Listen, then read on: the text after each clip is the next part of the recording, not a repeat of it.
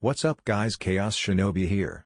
This is What If Naruto Has a Hidden Bloodline. Summary: Naruto is born with a 400-year-old bloodline. However, unlike the other bloodlines of Konoha, this bloodline limit doesn't involve your eyes. Chapter 1: The Demon That Only Angels Could Love. Konoha Village, considered to be the most powerful ninja country in the Fire Country.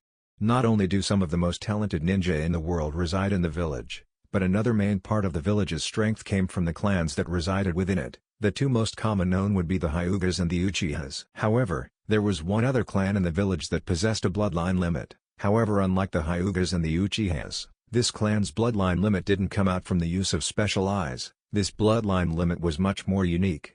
However, the clan's existence came about long before Konoha was ever created. In fact, the clan itself came into existence 400 years before the founding of the village hidden in the leaves. On the day that the Kyubi attacked, there were only 4 members of the family left, 3 men and 1 woman. The rest of the family had been killed in a mysterious fire that took them while they slept.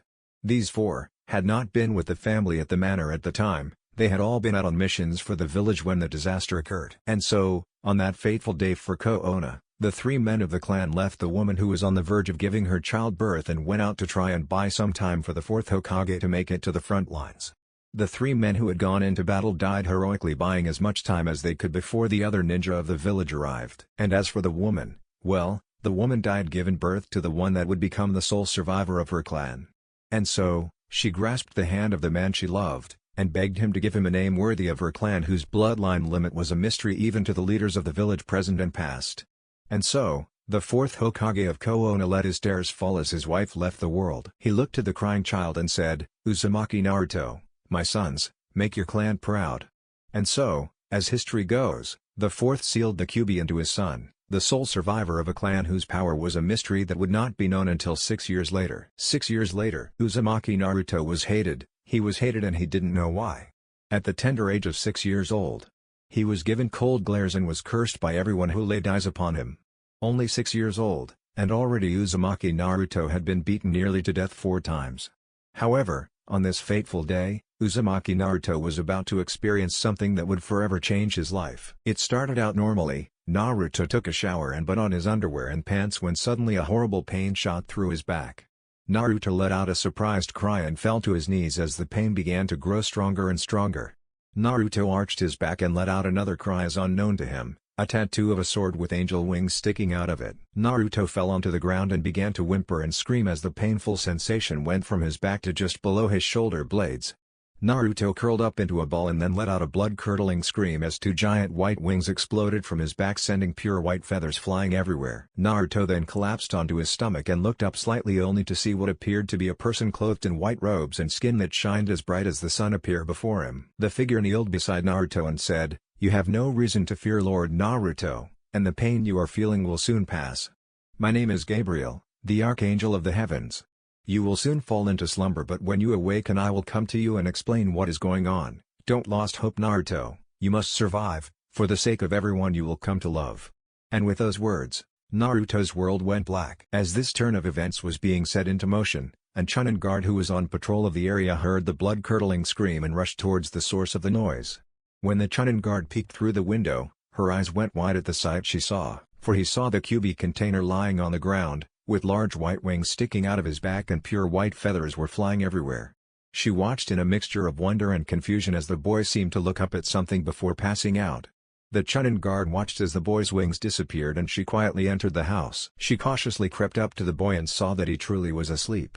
Knowing that this needed to be reported to the Hokage immediately, the Chunin guard picked the boy up in her arms gently and rushed towards the Hokage manor. At the Hokage manor, the Chunin guard was rushed right into the 3rd's office upon the sight of the boy in her arms. When the 3rd laid eyes upon the boy in her arms, he was on his feet in an instant and rushed to her side asking if he had been attacked again. The Chunin then began to explain the situation and what she saw to the 3rd. The 3rd was quiet for some time before speaking to the Chunin. "Anko, do you know who this boy is?" She replied that she did and explained that he was the container of the Kyubi and the only one holding the demon back from destroying the village. The 3rd paced a little bit before turning to the woman again who was setting the boy down gently in a chair. "Who do you live with, Anko?" the 3rd asked slowly. Anko blinked a few times before replying that she of course lived alone.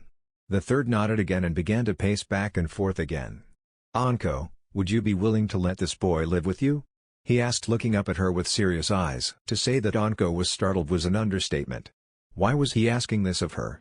She began to think and came to the realization that he was asking her to do this in order to keep what she saw a secret. In doing this, am I going to become the boy's guardian? Or are you simply doing this to cover up what I saw, Hokage-sama? Anko asked, trying to remain polite. The third thought for a moment before speaking, that is one reason, but the more important reason is that Naruto needs someone to protect him from the villagers who have been blinded by hate, and also because you need someone in your life that can teach you how to love again. I realize that you loved Orochimaru, and I also realize that you have come to hate him because of his betrayal, but I believe that this would be a good move, for the both of you. So Anko, will you become the guardian of this boy and accept him into your home? Your pay will of course be raised to help pay for his needs and such things. Anko bit her lip. She really didn't want to do this, but to defy the Hokage was a bad move indeed.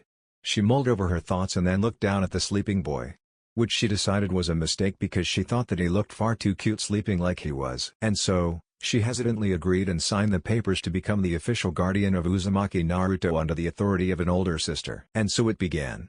Anko decided to go to the waiting area as the third waited for Naruto to wake up, which didn't take too long. When the boy woke up, he looked to his right and saw the Hokage looking at him. The Hokage then explained why the boy had been brought here and asked him to explain the past few hours as best as he could. And so, Naruto explained about the pain he felt and how he saw Gabriel, and then he explained that Gabriel told him that he would see him again soon. The third was nervous that this was a trick and also side effects of the demon and asked Naruto to take off his torn and bloody shirt.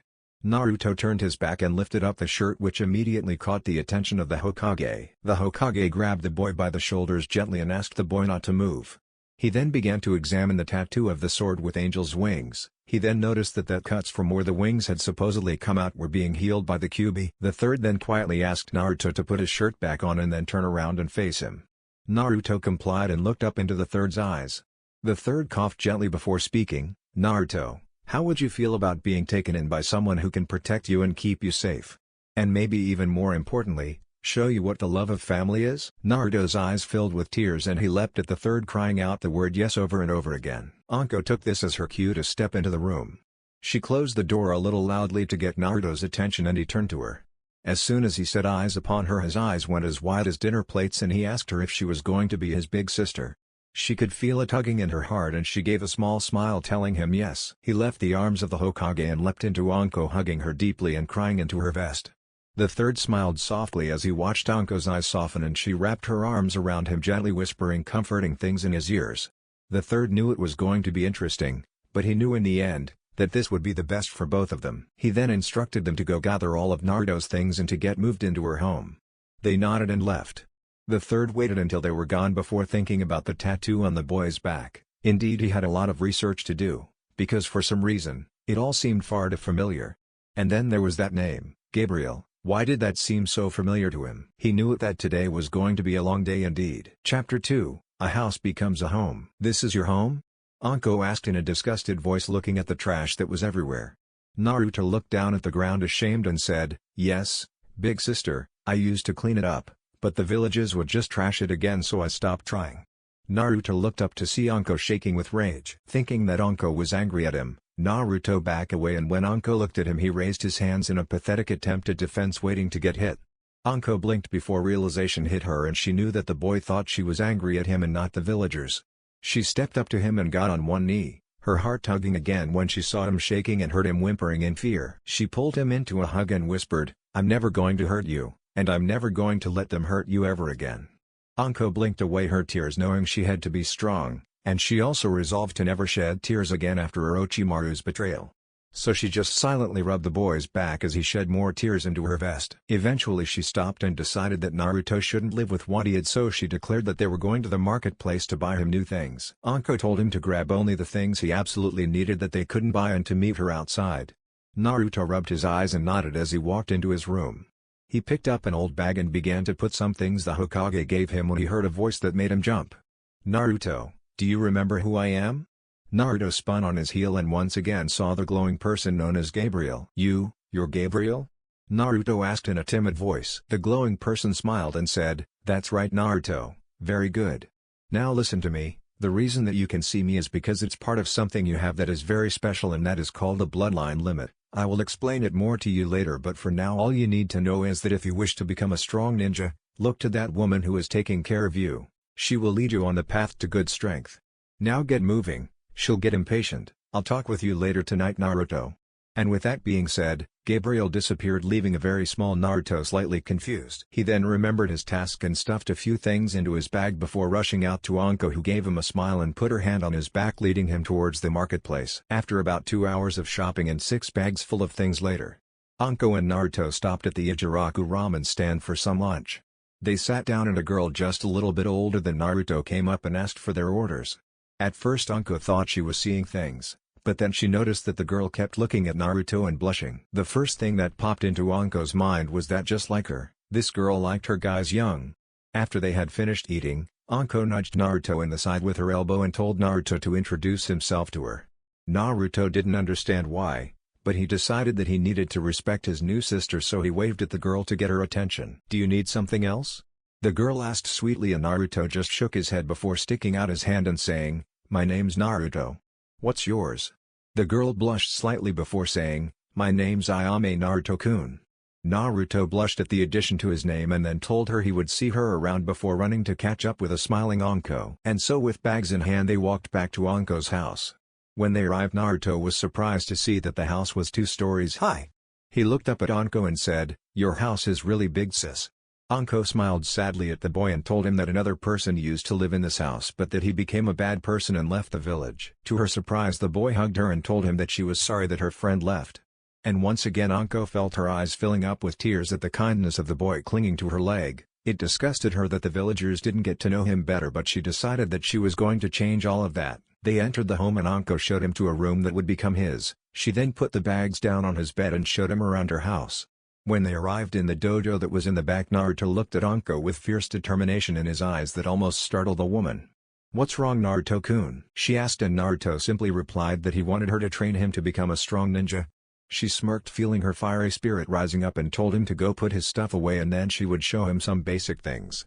His eyes lighted up and he then bowed to her before running towards his new room. Anko chuckled to herself, thinking about how much that boy reminded her of herself when she was his age. About 10 minuets later, Naruto came down in some of his new clothes, which included a new pair of sandals, a pair of baggy black shorts, and a fishnet undershirt. Anko grinned because she forgot to explain that the fishnet shirts were undershirts, but she decided that she could explain it to him later. For now, the clothes he was wearing would be perfect for their training. Anko ordered Naruto to sit down and she began to circle him, and she said, "Pay attention, Naruto-kun. What I am about to tell you is the basics for all ninja training. The first thing you need to understand is chakra. It is the physical and spiritual energy that you will use for jutsus and the such. However, everyone only has a certain amount of chakra, and if you run out you die. Do you understand so far?" Naruto thought for a few moments before decided he understood and nodded his head. Anko smiled and continued her speech. "In order to use your chakra to its full potential, you will have to learn how to only use the amount of chakra needed for everything you do and not a bit more. But before we start on that, I want to explain a few more things. First of all, most people only have one chakra system. However, you are a special case and you have 2. I cannot explain to you at this time why you have a second chakra system, so please don't ask me. One day when you are older I will be able to tell you, but that time has not yet come. The last thing I want to teach you today before we work on chakra controlling is the 4 different forms you need to know to be a ninja. The first one is ninjutsu, the most commonly used of ninja skills. You use ninjutsu by using your chakra as a weapon. The second form is genjutsu. Genjutsu is using your chakra to create illusions that confuse your enemy and leave them vulnerable to attack. The third form is daijutsu, which is hand-to-hand combat skills, something every ninja must have. And finally there is kinjutsu. Kinjutsu is very dangerous because it involves techniques that usually result in the user's death and are only to be used in the most extreme of situations. Do you have a basic understanding for the 4 forms of ninja fighting, Naruto-kun? Naruto seemed to be deep in thought, but then nodded his head and told her that he thought he understood most of it. Anko grinned, thinking that this kid was pretty smart for his age. She then declared that he was going to learn chakra training by focusing his chakra into his feet and then walking up the dojo's wall. Anko then spent a good half-hour teaching Naruto how to correctly do all of the hand seals. She then spent another half-hour teaching Naruto how to put chakra into his feet, and then she told him that she was going to go prepare dinner and would come back to check on his progress when dinner was ready. She walked out and closed the sliding door to the dojo and winced when she heard him run up the wall some, only to fall harshly. She then breathed a sigh of relief when she heard him get back up and try again. She then walked to the kitchen to prepare dinner. She came back to the dojo about 3 hours later and poked her head in and her eyes went wide when she saw that Naruto wasn't in there. She felt her heartbeat quicken thinking that someone had come into her home and snatched him, but then she heard stifled giggling. She looked straight up and gasped to see Naruto standing on the ceiling looking down at her. She noticed all the bruises and scrapes on his body, but she was still speechless that Naruto had completed the task so quickly. He came down from the wall and she hugged him gently, letting him know that she was not only satisfied with his performance but she was also amazed. Naruto gave her a big smile which made Anko smile a little herself. After much complaining that the main course was not ramen, Anko and Naruto enjoyed a nice grilled chicken dinner with rice and green beans which Naruto was willing to admit tasted very good as well. After dinner Naruto stood up and grabbed all the dishes and washed them without being asked to. Anko smiled at the polite boy and took the time to sneak away and look for something. When she came back Naruto had stacked the plates neatly on the counter because he didn't know where to put them. Anko smiled and told him that she would take care of it later, but for now she had a new exercise that she wanted him to do. When they walked into the dojo, Naruto saw some metal plates lying on the ground. The last exercise you did is the same one you will be doing now, however this time, the task will be much harder with the addition of these training weights. Anko explained and Naruto put on the weights and complained about the heaviness of them. Anko grinned at him and told him she would teach him a jutsu if he completed the task before she called him to bed in 3 hours. She knew that the task would be impossible, but she also knew that if he strived as hard as he could he would become much stronger and have better chakra control than some modern-day genins had. This time when she heard him try and climb, only to fall, she smiled to herself and went to go put the dishes away and send a letter to the Hokage by her messenger bird. When the time had come for bed, Anko walked back into the room and gasped again when she didn't see Naruto. She looked straight up and saw his grinning face. She watched as his eyes went wide and she gasped as he lost his footing and began to fall. She rushed forward and caught him before he could hit the ground. He had tears in his eyes and told her that he had failed her because he couldn't hold it very well. She simply hugged the boy and told him that he had just done a task that should have been impossible and she demanded to know how he did it so quickly.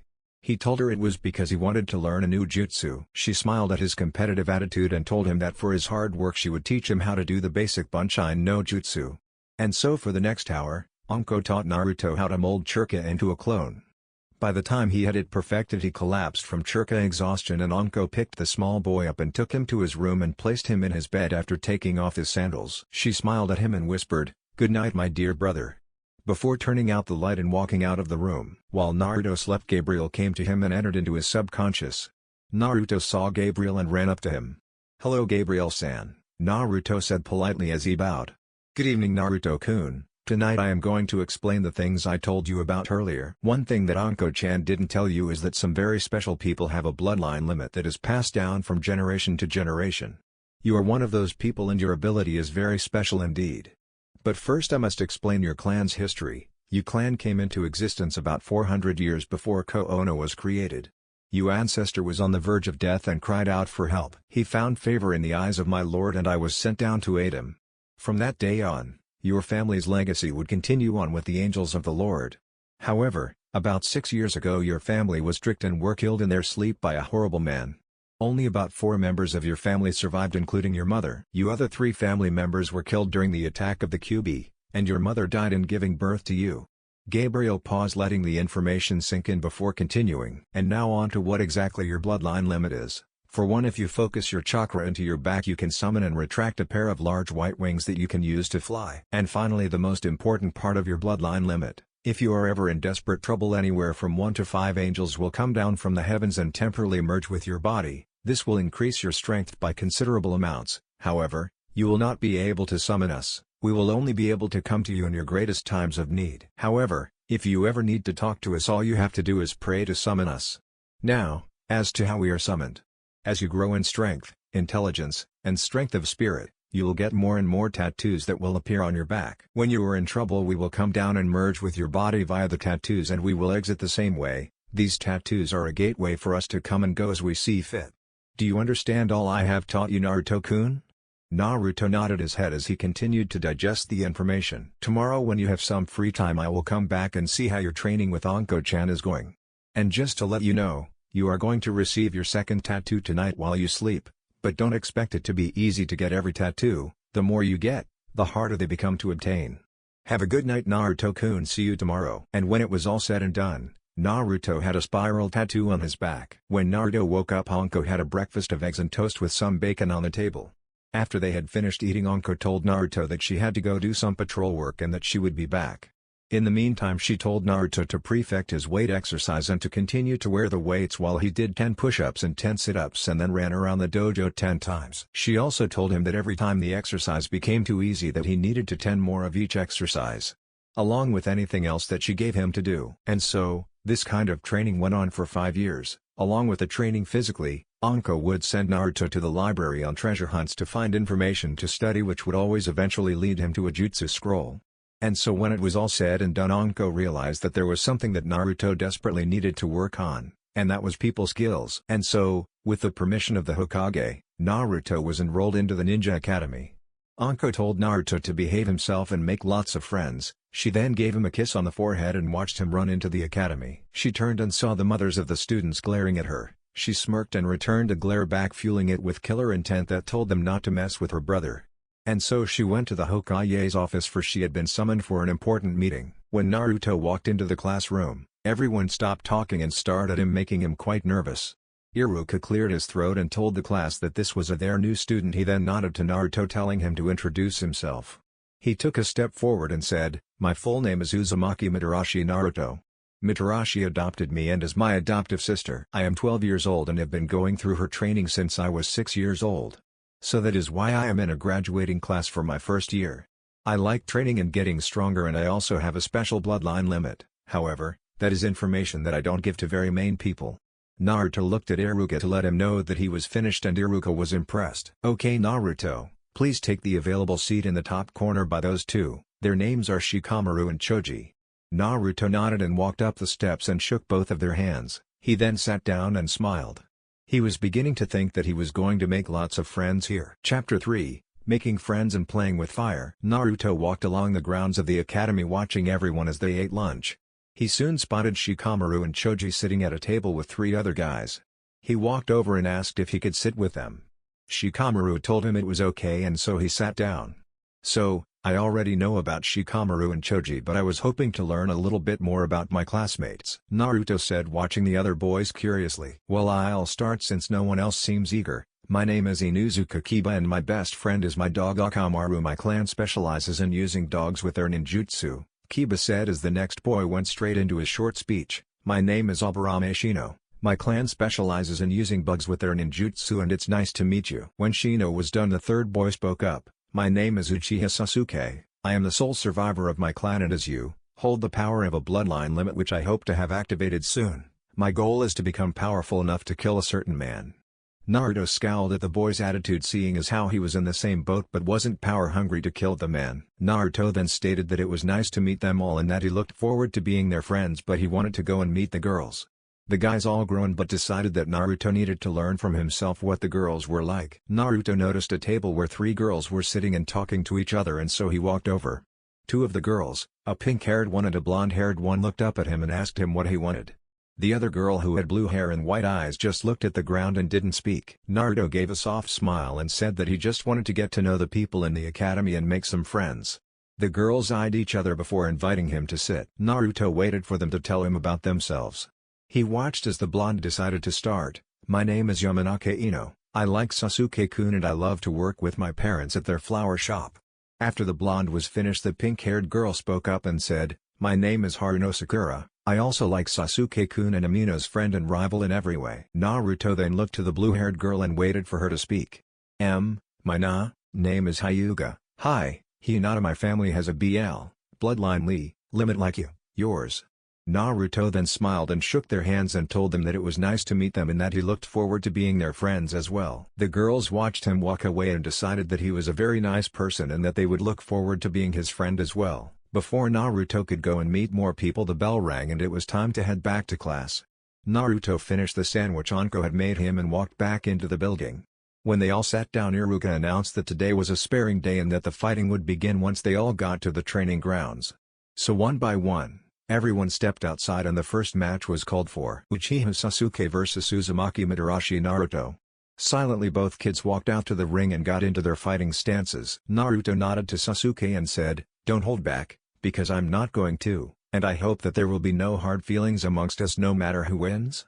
To which Sasuke smirked and agreed, feeling fully confident that Naruto wouldn't be able to touch him.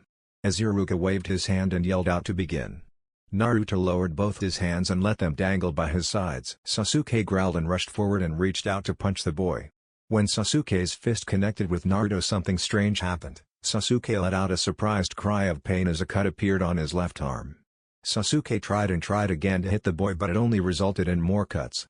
Sasuke finally jumped back, panting and cursing under his breath, unable to discover what was going on. The rest of the crowd just stood there in awe. The whole time Naruto had moved to a far corner of the ring, but Sasuke just proceeded to punch and kick at nothing but air. Naruto simply walked up to the boy and began to give small cuts all over Sasuke's body every time he hit the air. Iruka, on the other hand, was standing there with his jaw hanging out. Naruto was performing what looked to be a Chunin-level genjutsu, and he wasn't even going to break a sweat, defeating who was looking like he would become the Rookie of the Year. Iruka realized this wouldn't have worked long on most ninjas, but he also realized that he had not yet done a lesson on genjutsu, so Sasuke didn't know what was going on. Sasuke finally had enough and preformed Gukakyu no Jutsu, which had enough power to defuse the genjutsu, but it also left Sasuke very drained of chakra and thus very tired. Naruto slid behind Sasuke and held a kunai to his throat, demanding him to surrender. Sasuke whispered out his surrender and Naruto drew back the kunai and walked back to the class as if nothing had happened. Sasuke growled at the fact that he had been humiliated, and everyone else just gaped at the level of skill Naruto already had. The rest of the battles ended with Ino defeating Hinata, Shino defeating Choji, Shikamaru defeating Sakura, and Kiba defeating some no-name with no skill. At the end of the day, Anko was waiting for Naruto to come out of the academy, and she watched, one by one, as the students walked out and left until no one came out. Anko got nervous and walked into the academy and walked towards Naruto's classroom to find out where he was and if he was okay. When she stopped at the door, she saw Iruka talking with Naruto and thought he had gotten into trouble. She opened the door and sent Naruto a glare that said if he had gotten into trouble she was going to kill him. Iruka realized the situation and simply explained that Naruto had defeated Sasuke without any effort at all and was amazed at Naruto's skill. Anko stuck out her tongue a little bit and said that she would work Naruto very hard to get where he was at today. The conversation ended with Iruka telling Anko that she should be proud of Naruto and Anko walking out to head towards home. "How was your meeting with the Hokage and your day today, sis?" Naruto asked, looking up at the older woman. She smiled at him and told him that she was going to be receiving training from a very special man for the next week or so to prepare her to take the exam to become a Jounin. Naruto hugged his sis and exclaimed that she was the coolest and that she could do it no sweat. Anko laughed a carefree laugh she could only let out when around Naruto. She rubbed his head and she declared that the special person was going to be joining them for dinner tonight. Naruto smiled at Anko, and when they arrived at the house he went to the dojo to do his training. Anko smiled at him and went off to the kitchen to prepare a nice dinner. When Naruto opened up the dojo door, he jumped at the sight of Gabriel leaning against the wall. "Hello Naruto-kun, please close the door behind you." Naruto complied and then walked up to Gabriel, looking at him with curious eyes because he hadn't known that Gabriel was going to show up today. "Tell me Naruto-kun, how many tattoos do you have?" Gabriel asked, smiling at the boy. Naruto thought for a moment before answering, 9 tattoos Gabriel-sensei." Gabriel stopped leaning against the wall and looked straight into Naruto's eyes. "I have brought 2 things for you today Naruto-kun, and you must take care of these things, for they have been in your family for many years and were always worn by the leader of the clan." Gabriel snapped his fingers and a large golden box appeared at their feet. Gabriel opened up the box and commanded Naruto to turn around.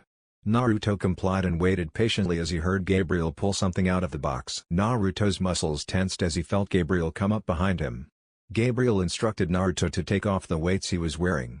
Naruto did so quietly and almost jumped when Gabriel took his arm and slid it through cloth. Gabriel did the same to his other arm and draped the mysterious cloth over Naruto's shoulders. Naruto could tell that it was a kimono by the length that hit his ankles, but he dared not look until Gabriel told him it was okay. Gabriel then stepped around to face Naruto and silently tied the kimono across Naruto's waist.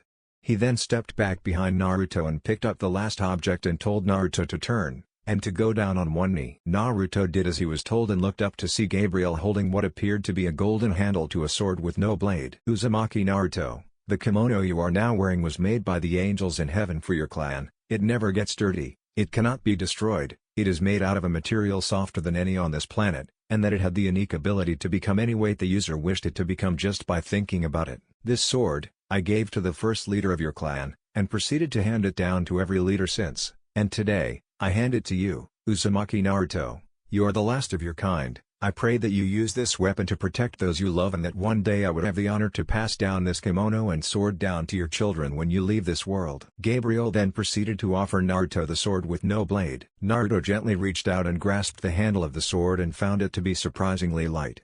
"Gabriel-sensei, forgive me for asking, but what use is a sword with no blade?" Naruto asked, looking confusedly into Gabriel's eyes.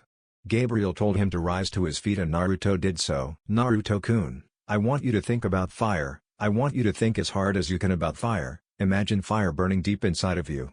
Naruto scowled but did as he was told and almost dropped the handle as a blade of fire erupted from it. Naruto lifted the sword up in awe and watched the fire burn. "This is my blade of fire, Naruto. Use it to protect those you love. Your kimono is pure white with golden feathers on it. There is only one more step for you, Naruto-kun. When you receive your 10th and final tattoo, your wings will turn gold and will be stronger than steel. Now go, Naruto, and remember I along with all my friends are only a prayer away, and also, to deactivate the fire, just think about extinguishing it in your mind." With that, Naruto practiced activating and deactivating his sword before running out to show Anko. When he got into the kitchen, Anko turned and looked at him with wide eyes. Naruto explained all that had happened between himself and Gabriel today. He had told her about Gabriel a long time ago, and that he was now officially a warrior ninja for his clan. Anko hugged Naruto and saw the sword in his hands and blinked. Naruto looked down at the sword and grinned at Anko before saying, "Watch this, sis." Naruto thought about fire and heard Anko let out a small gasp as the blade of fire burst into life. As Anko finished preparing dinner, Naruto explained all the things that made the kimono special. Anko listened happily as her little brother explained all about it and was slightly startled when she heard a knock at the door. She looked up at the clock and her eyes widened when she thought, "Oh my god, he's early. Guess who?" He. Anko asked Naruto to answer the door for her and told him that it was their guest and to be respectful. Naruto opened up the door and saw a man with silver hair, an Anbu mask covering his mouth and nose, and saw that his headband covered one eye. The man looked down at Naruto and said, I'm looking for Mitarashi Anko's home. Do I have the wrong address?"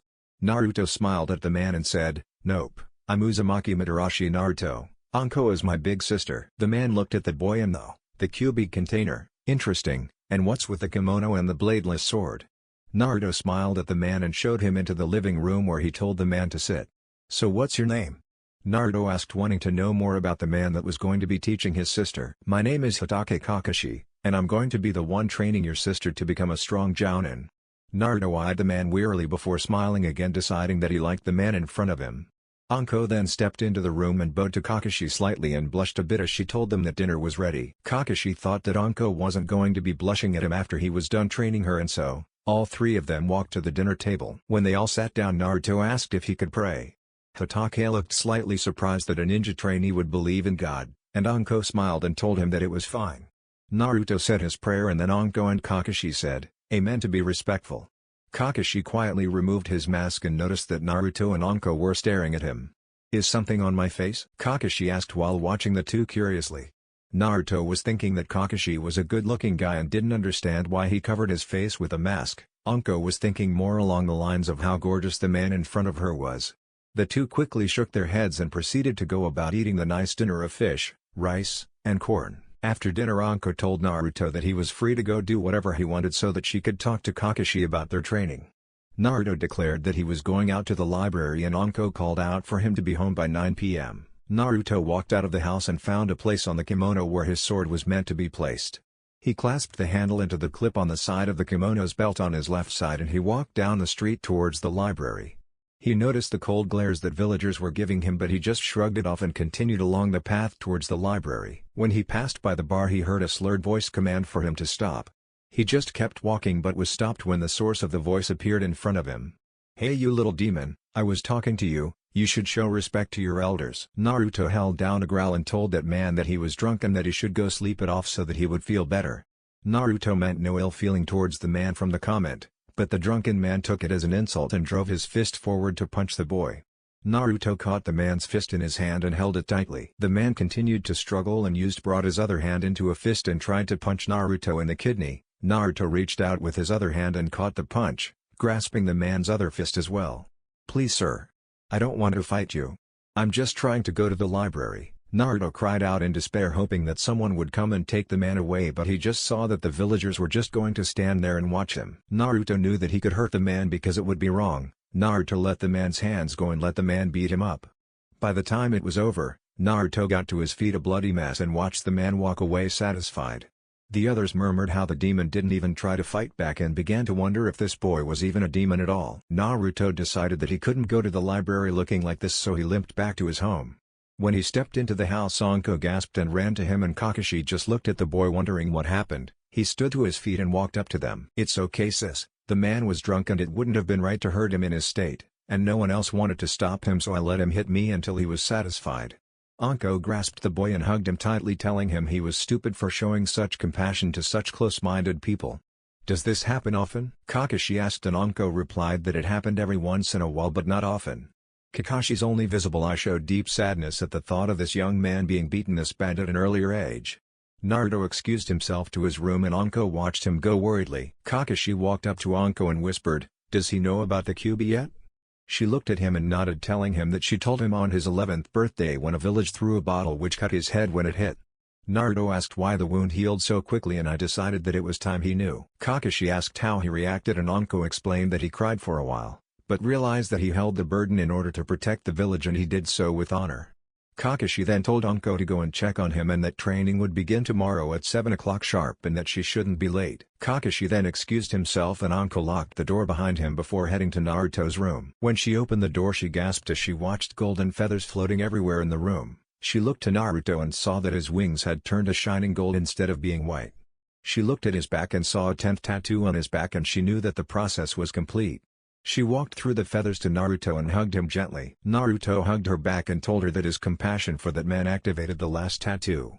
She nodded quietly and they just sat there hugging each other until they both fell asleep. Anko woke up and looked at the clock, seeing that it was 6:30 a.m. She kissed Naruto's forehead before placing him gently in his bed and setting his alarm for 8 a.m. so he could get up like he normally did. She then went to her room to take a quick shower and got dressed. She left the home and arrived at the training site with 2 minutes to spare. Needless to say, she ended up waiting for 2 hours before he finally arrived. About 4 months later, Anko had been promoted by unanimous decision to become a Jounin of the Leaf.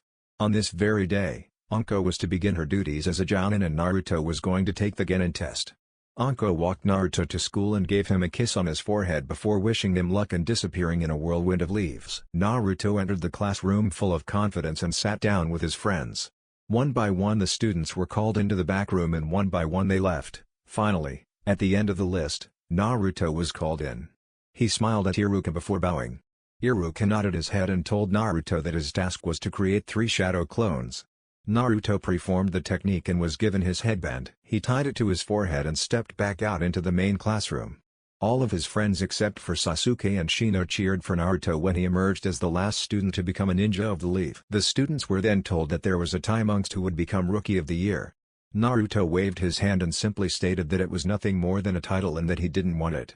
Sasuke grunted in agreement and the spot was given to Shino, who didn't care one way or another. The teams were then announced and Naruto was placed with Kiba, who was a mid-range student, and Hinata, who had the lowest range in the class. They were placed in a room and waited for their teacher. Naruto looked at the clock and noticed that an hour had already passed. Naruto bit his lip as he began to suspect that he knew who his teacher was. Kiba looked over at Naruto and asked if Naruto knew something. Naruto simply said, "He'll be here in 3, 2, 1. And with that, none other than Kakashi stepped into the room. He simply said to meet him on the roof and disappeared in a puff of smoke. Naruto and Kiba grumbled about their tardy sensei and Hinata simply giggled, having long since lost her shyness around the boys. And so, they all picked themselves up and made their way to the roof. When they got to the top, they saw Kakashi waiting for them and they all sat down quietly and waited for him to speak. "Well, let's get to know each other, shall we? Tell us your name, your likes, dislikes, dreams, and such." "I'll go first. My name is Hatake Kakashi. My dreams are none of your concern and I like a lot of things. There isn't much that I don't like." The 3 new Genin looked at each other and thought, he said a lot, but all we learned about him was his name. Kakashi then pointed to Naruto and told him to go first. "My name is Uzumaki Madarashi Naruto. I like ramen, training, and making friends. There isn't much that I dislike, but I do have a big dream, and that is to become stronger than my hero, the 4th Hokage, and become Hokage so that I can protect the village that I love." Kakashi smiled at the boy, finding him quite interesting. He then pointed at Hinata, who was petting Akamaru, and she said, "My name is Hyuga Hinata. I like water, training, and people with good hearts, like Naruto-kun. I don't dislike much, however I also have a big dream, and that is to make my father proud and become a strong person so that I can become the leader of the Hyuga clan." Kakashi smiled again and knew that being around a friend like Naruto had really rubbed off on her. He then pointed to the other boy and he spoke, "My name is Inuzuka Kiba. I like my friends and my companions. I dislike arrogant people, and my dream is to become the leader of my clan as well." "Well then, tomorrow we are going to have a little survival training against me, a test of your skills if you will. We will meet tomorrow at the bridge." Apparently everyone in Koona knows about the bridge, at 7 AM, and by the way, don't eat or you will throw up. And finally, this test has a 66% rate of failure, so you had better be at your best tomorrow. With that, Kakashi disappeared in a puff of smoke and the team decided to go to the Ijiraku ramen stand for lunch. Ayame and Naruto had become close friends since that day they had met 6 years ago, and Ayame had a big smile upon her face when she saw the headband on Naruto's forehead.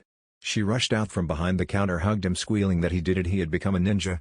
He hugged her back and blushed when she placed a kiss on his cheek and told him it was his reward for all his hard work. Kiba and Hinata laughed at Naruto's embarrassment as they all sat down and ate. When Naruto left the ramen stand, he went back to his home and went into his bedroom.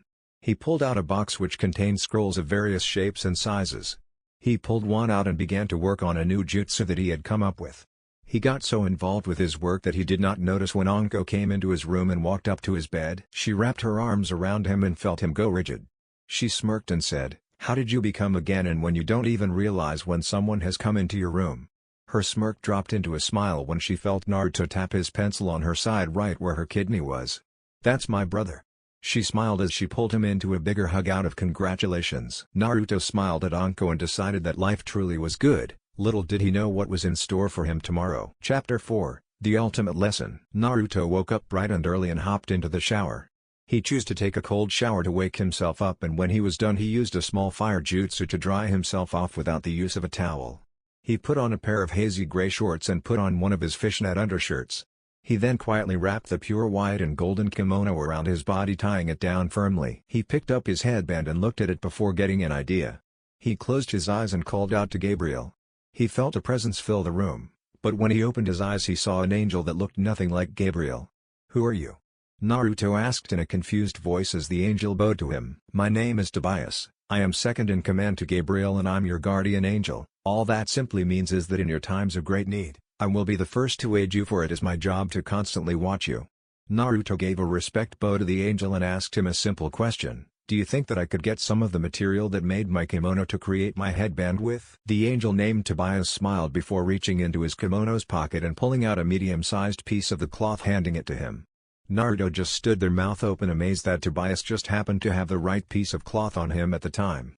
"It was no problem at all, Naruto-sama. I am here to help you, and as such I know your every want and need. Now I will take my leave, Naruto-sama, but don't ever lose heart. I'm always watching out for you." And with that the angel disappeared. Naruto grinned, deciding that he liked his guardian angel, although he felt uncomfortable with the title Naruto-sama, but he would deal with that later.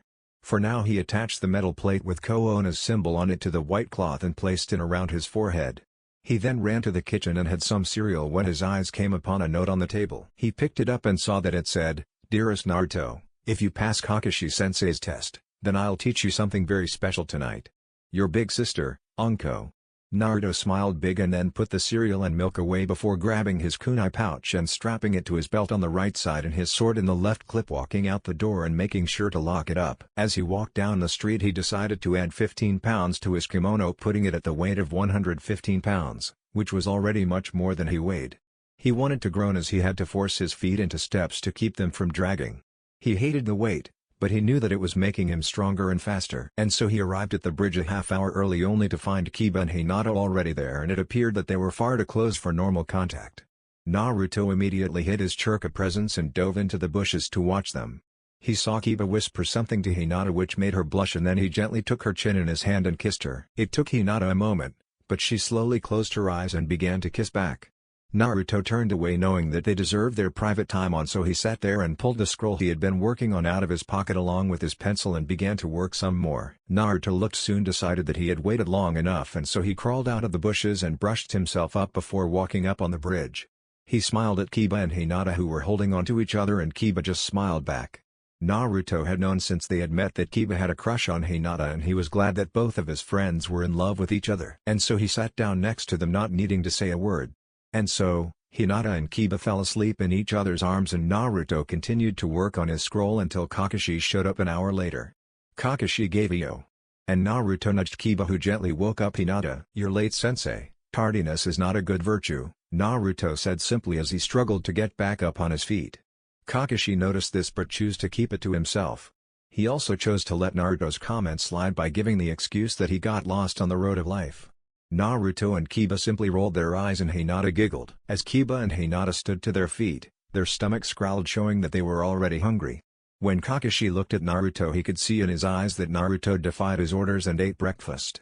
Without a word, Kakashi rushed the genin and gave him a powerful punch to the stomach, which put Naruto on his knees, throwing his breakfast up on the bridge's surface. "Not listening to your superior's orders is not a good virtue, Naruto. You must learn respect for me if we are to work on the same team, and that means following my orders even if you don't understand them," Kakashi said, simply waiting for the blonde to get back onto his feet, which he did shakily. "Now then, with that aside, today's mission is quite a simple one. All three of you have until noon to each land one solid hit on me, and blocked hits don't count.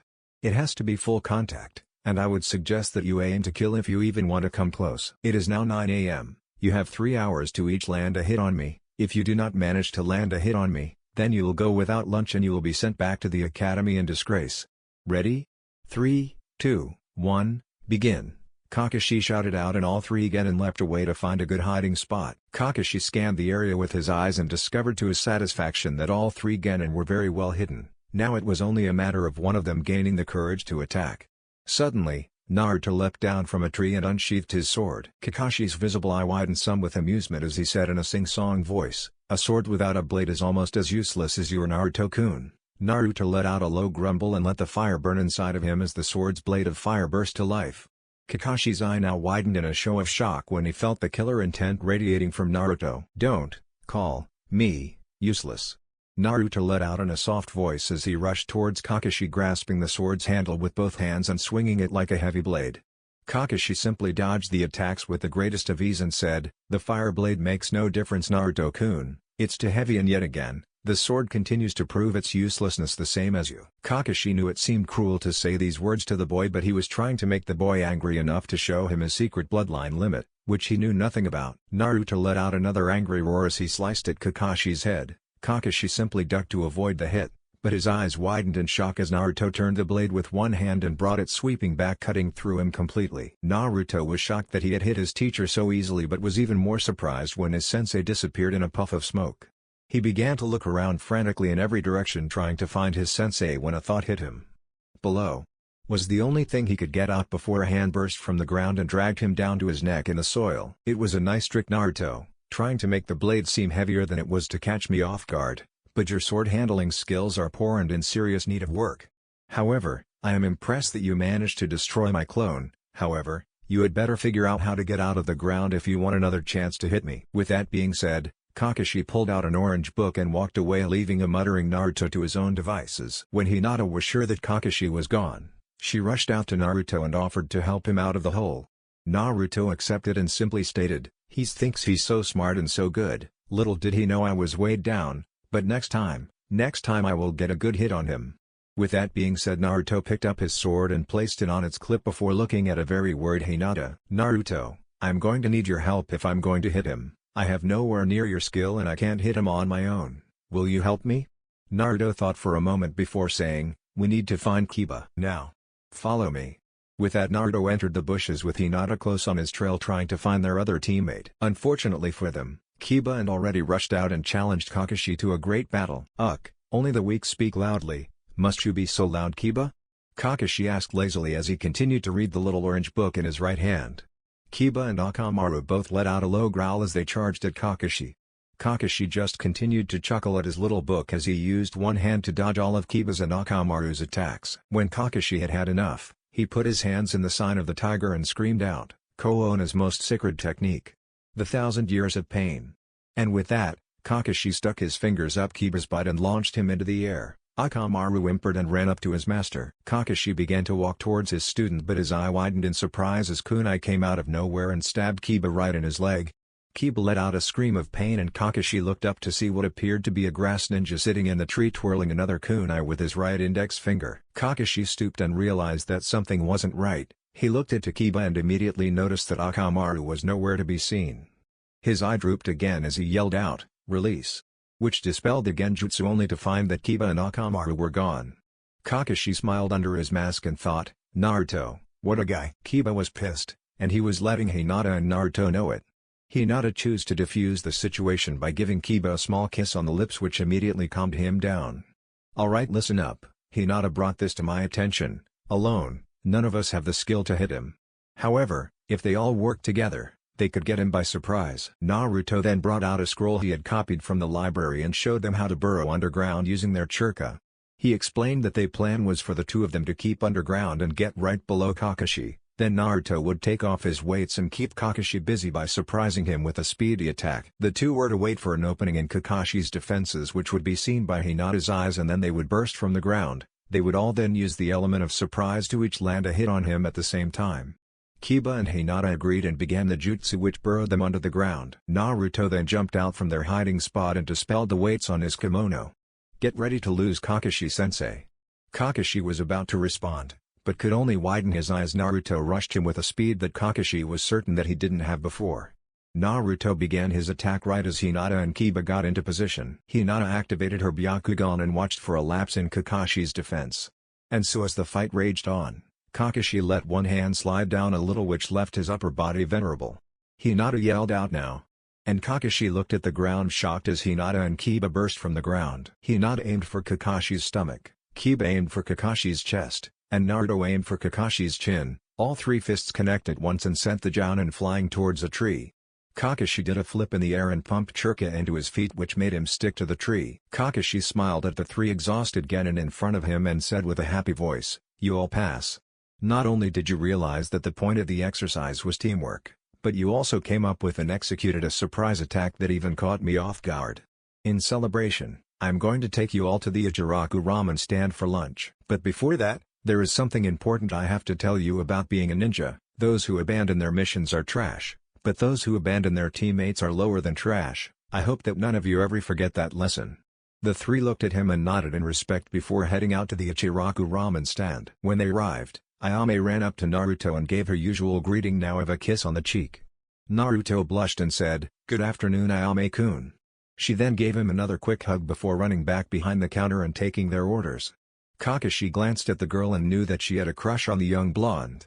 He smiled at Naruto, and knew that it didn't go unnoticed by the boy. When Ayame walked away, Naruto turned to the Kakashi and asked, "What are you smiling at me for, Kakashi-sensei?" Kakashi just simply smiled and said something along the lines of him being dense. Kiba let out a hearty laugh with Akamaru and Hinata giggled in agreement. Naruto scowled because he didn't get what they meant. And so they ate their food in a comfortable silence. When they were done, Kakashi told them that they were to meet at the bridge for their first official mission as Genins of the Leaf. And with that, Kakashi paid the bill and disappeared in a puff of smoke. Soon after Kakashi left, Kiba and Hinata excused themselves to go for a walk, leaving Naruto and Ayame alone in the restaurant. "Where's your father, Ayame-chan?" Naruto asked curiously, noticing that the old man was nowhere to be seen. "Oh, Papa's at home sick, so I'm running the store for him today," Ayame said to Naruto, giving him a sweet smile which soon faded when she looked outside. Naruto turned and followed her gaze to see the rest of the Genins walking with their senseis towards the ramen stand. That counted 8 people to serve and only one Ayame. She groaned knowing that this was going to be a long day when she turned her head only to watch Naruto jump over the counter. "Naruto-kun, what are you doing?" she asked as she watched him grab a spare apron and a paper hat and put it on his head. "You are going to need help with all these hungry people and I can't just leave a friend all alone," Naruto said with a genuine smile. Ayame blushed and whispered out a thanks to him as they prepared for the small rush of new ninjas. They all came in and Ayame took their orders. She then yelled out, "Naruto-kun, 3 orders of miso, 2 orders of chicken, and 3 orders of pork." Naruto shouted back that he was on it and Ayame smiled at them before preparing their drinks. Everyone looked at each other puzzled upon hearing Naruto's voice in the back. When Naruto was finished, he brought out the ramen and gave out the orders with a smile until Sasuke snorted and asked, "What's wrong, Nobi?" Couldn't hack it as a ninja, so you became a ramen chef? Naruto just simply smiled at Sasuke and said, "Only the weak speak out so loudly, Sasuke. Must you speak so loud?" Sasuke shut his mouth quickly and everyone laughed, even Ayame, who was giggling. When everyone was done, they paid their tabs and left Ayame and Naruto alone again. They both worked quickly to pick up the dishes and went into the back to clean them. About halfway through the dishwashing, Ayame slipped on some water and let out a surprised yelp. Naruto rushed forward and caught Ayame, only to slip on the water himself and land on his back with Ayame on top of him. Naruto looked up into Ayame's eyes and suddenly felt a feeling tugging at his heart. He blushed and Ayame looked down to see the position they were in. She blushed as well and picked herself up, and Naruto did the same. They quietly went back to washing the dishes until they were done. Ayame thanked Naruto for his help and Naruto surprised her by leaning forward and planting a kiss on Ayame's cheek before telling her that it was his pleasure before running off back towards his home. Boy, did he have some questions for his sister. Chapter 5, Questions, Answers, Birthdays, and Missions. Okay, I just want to make sure that everyone is on the same boat as I am when I say that this story is slightly AU and has a slightly different timeline. The reason I want to make it perfectly known is because this chapter won't make sense if you're following the manga or anime timeline. But that aside, I hope you enjoy reading this chapter as much as I enjoyed writing it. Also, I have to say, 63 reviews, in only 4 chapters, you guys are amazing and I want to thank you all, so as I keep this story rolling, keep the reviews coming cause I feed off of them.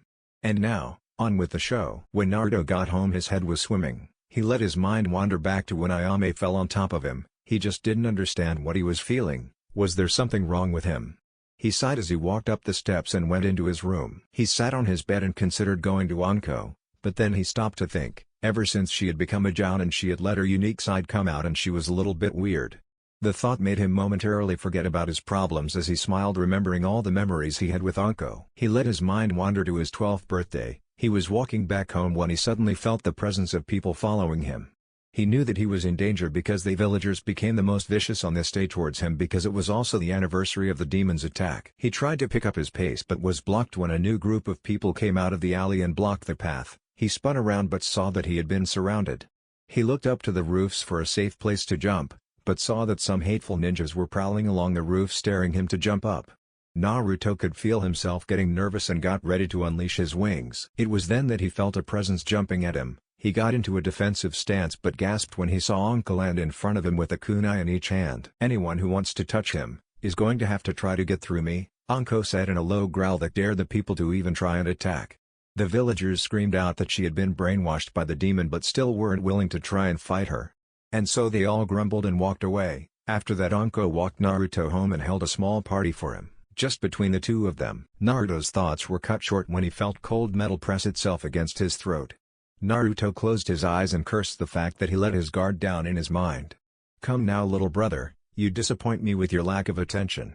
Now I know something's on your mind, so don't try to get out of it. Tell me what's up," Anko said as she pulled her knife away from his neck and put it back in her pouch. She sat next to him and patiently waited for him to begin. "Big sis, I have a problem and I'm not sure exactly what it is or what I am supposed to do about it. You see, there's this girl I see every day, but every time I'm around her and we get close to each other I feel my heartbeat quicken and I feel this tugging in my heart.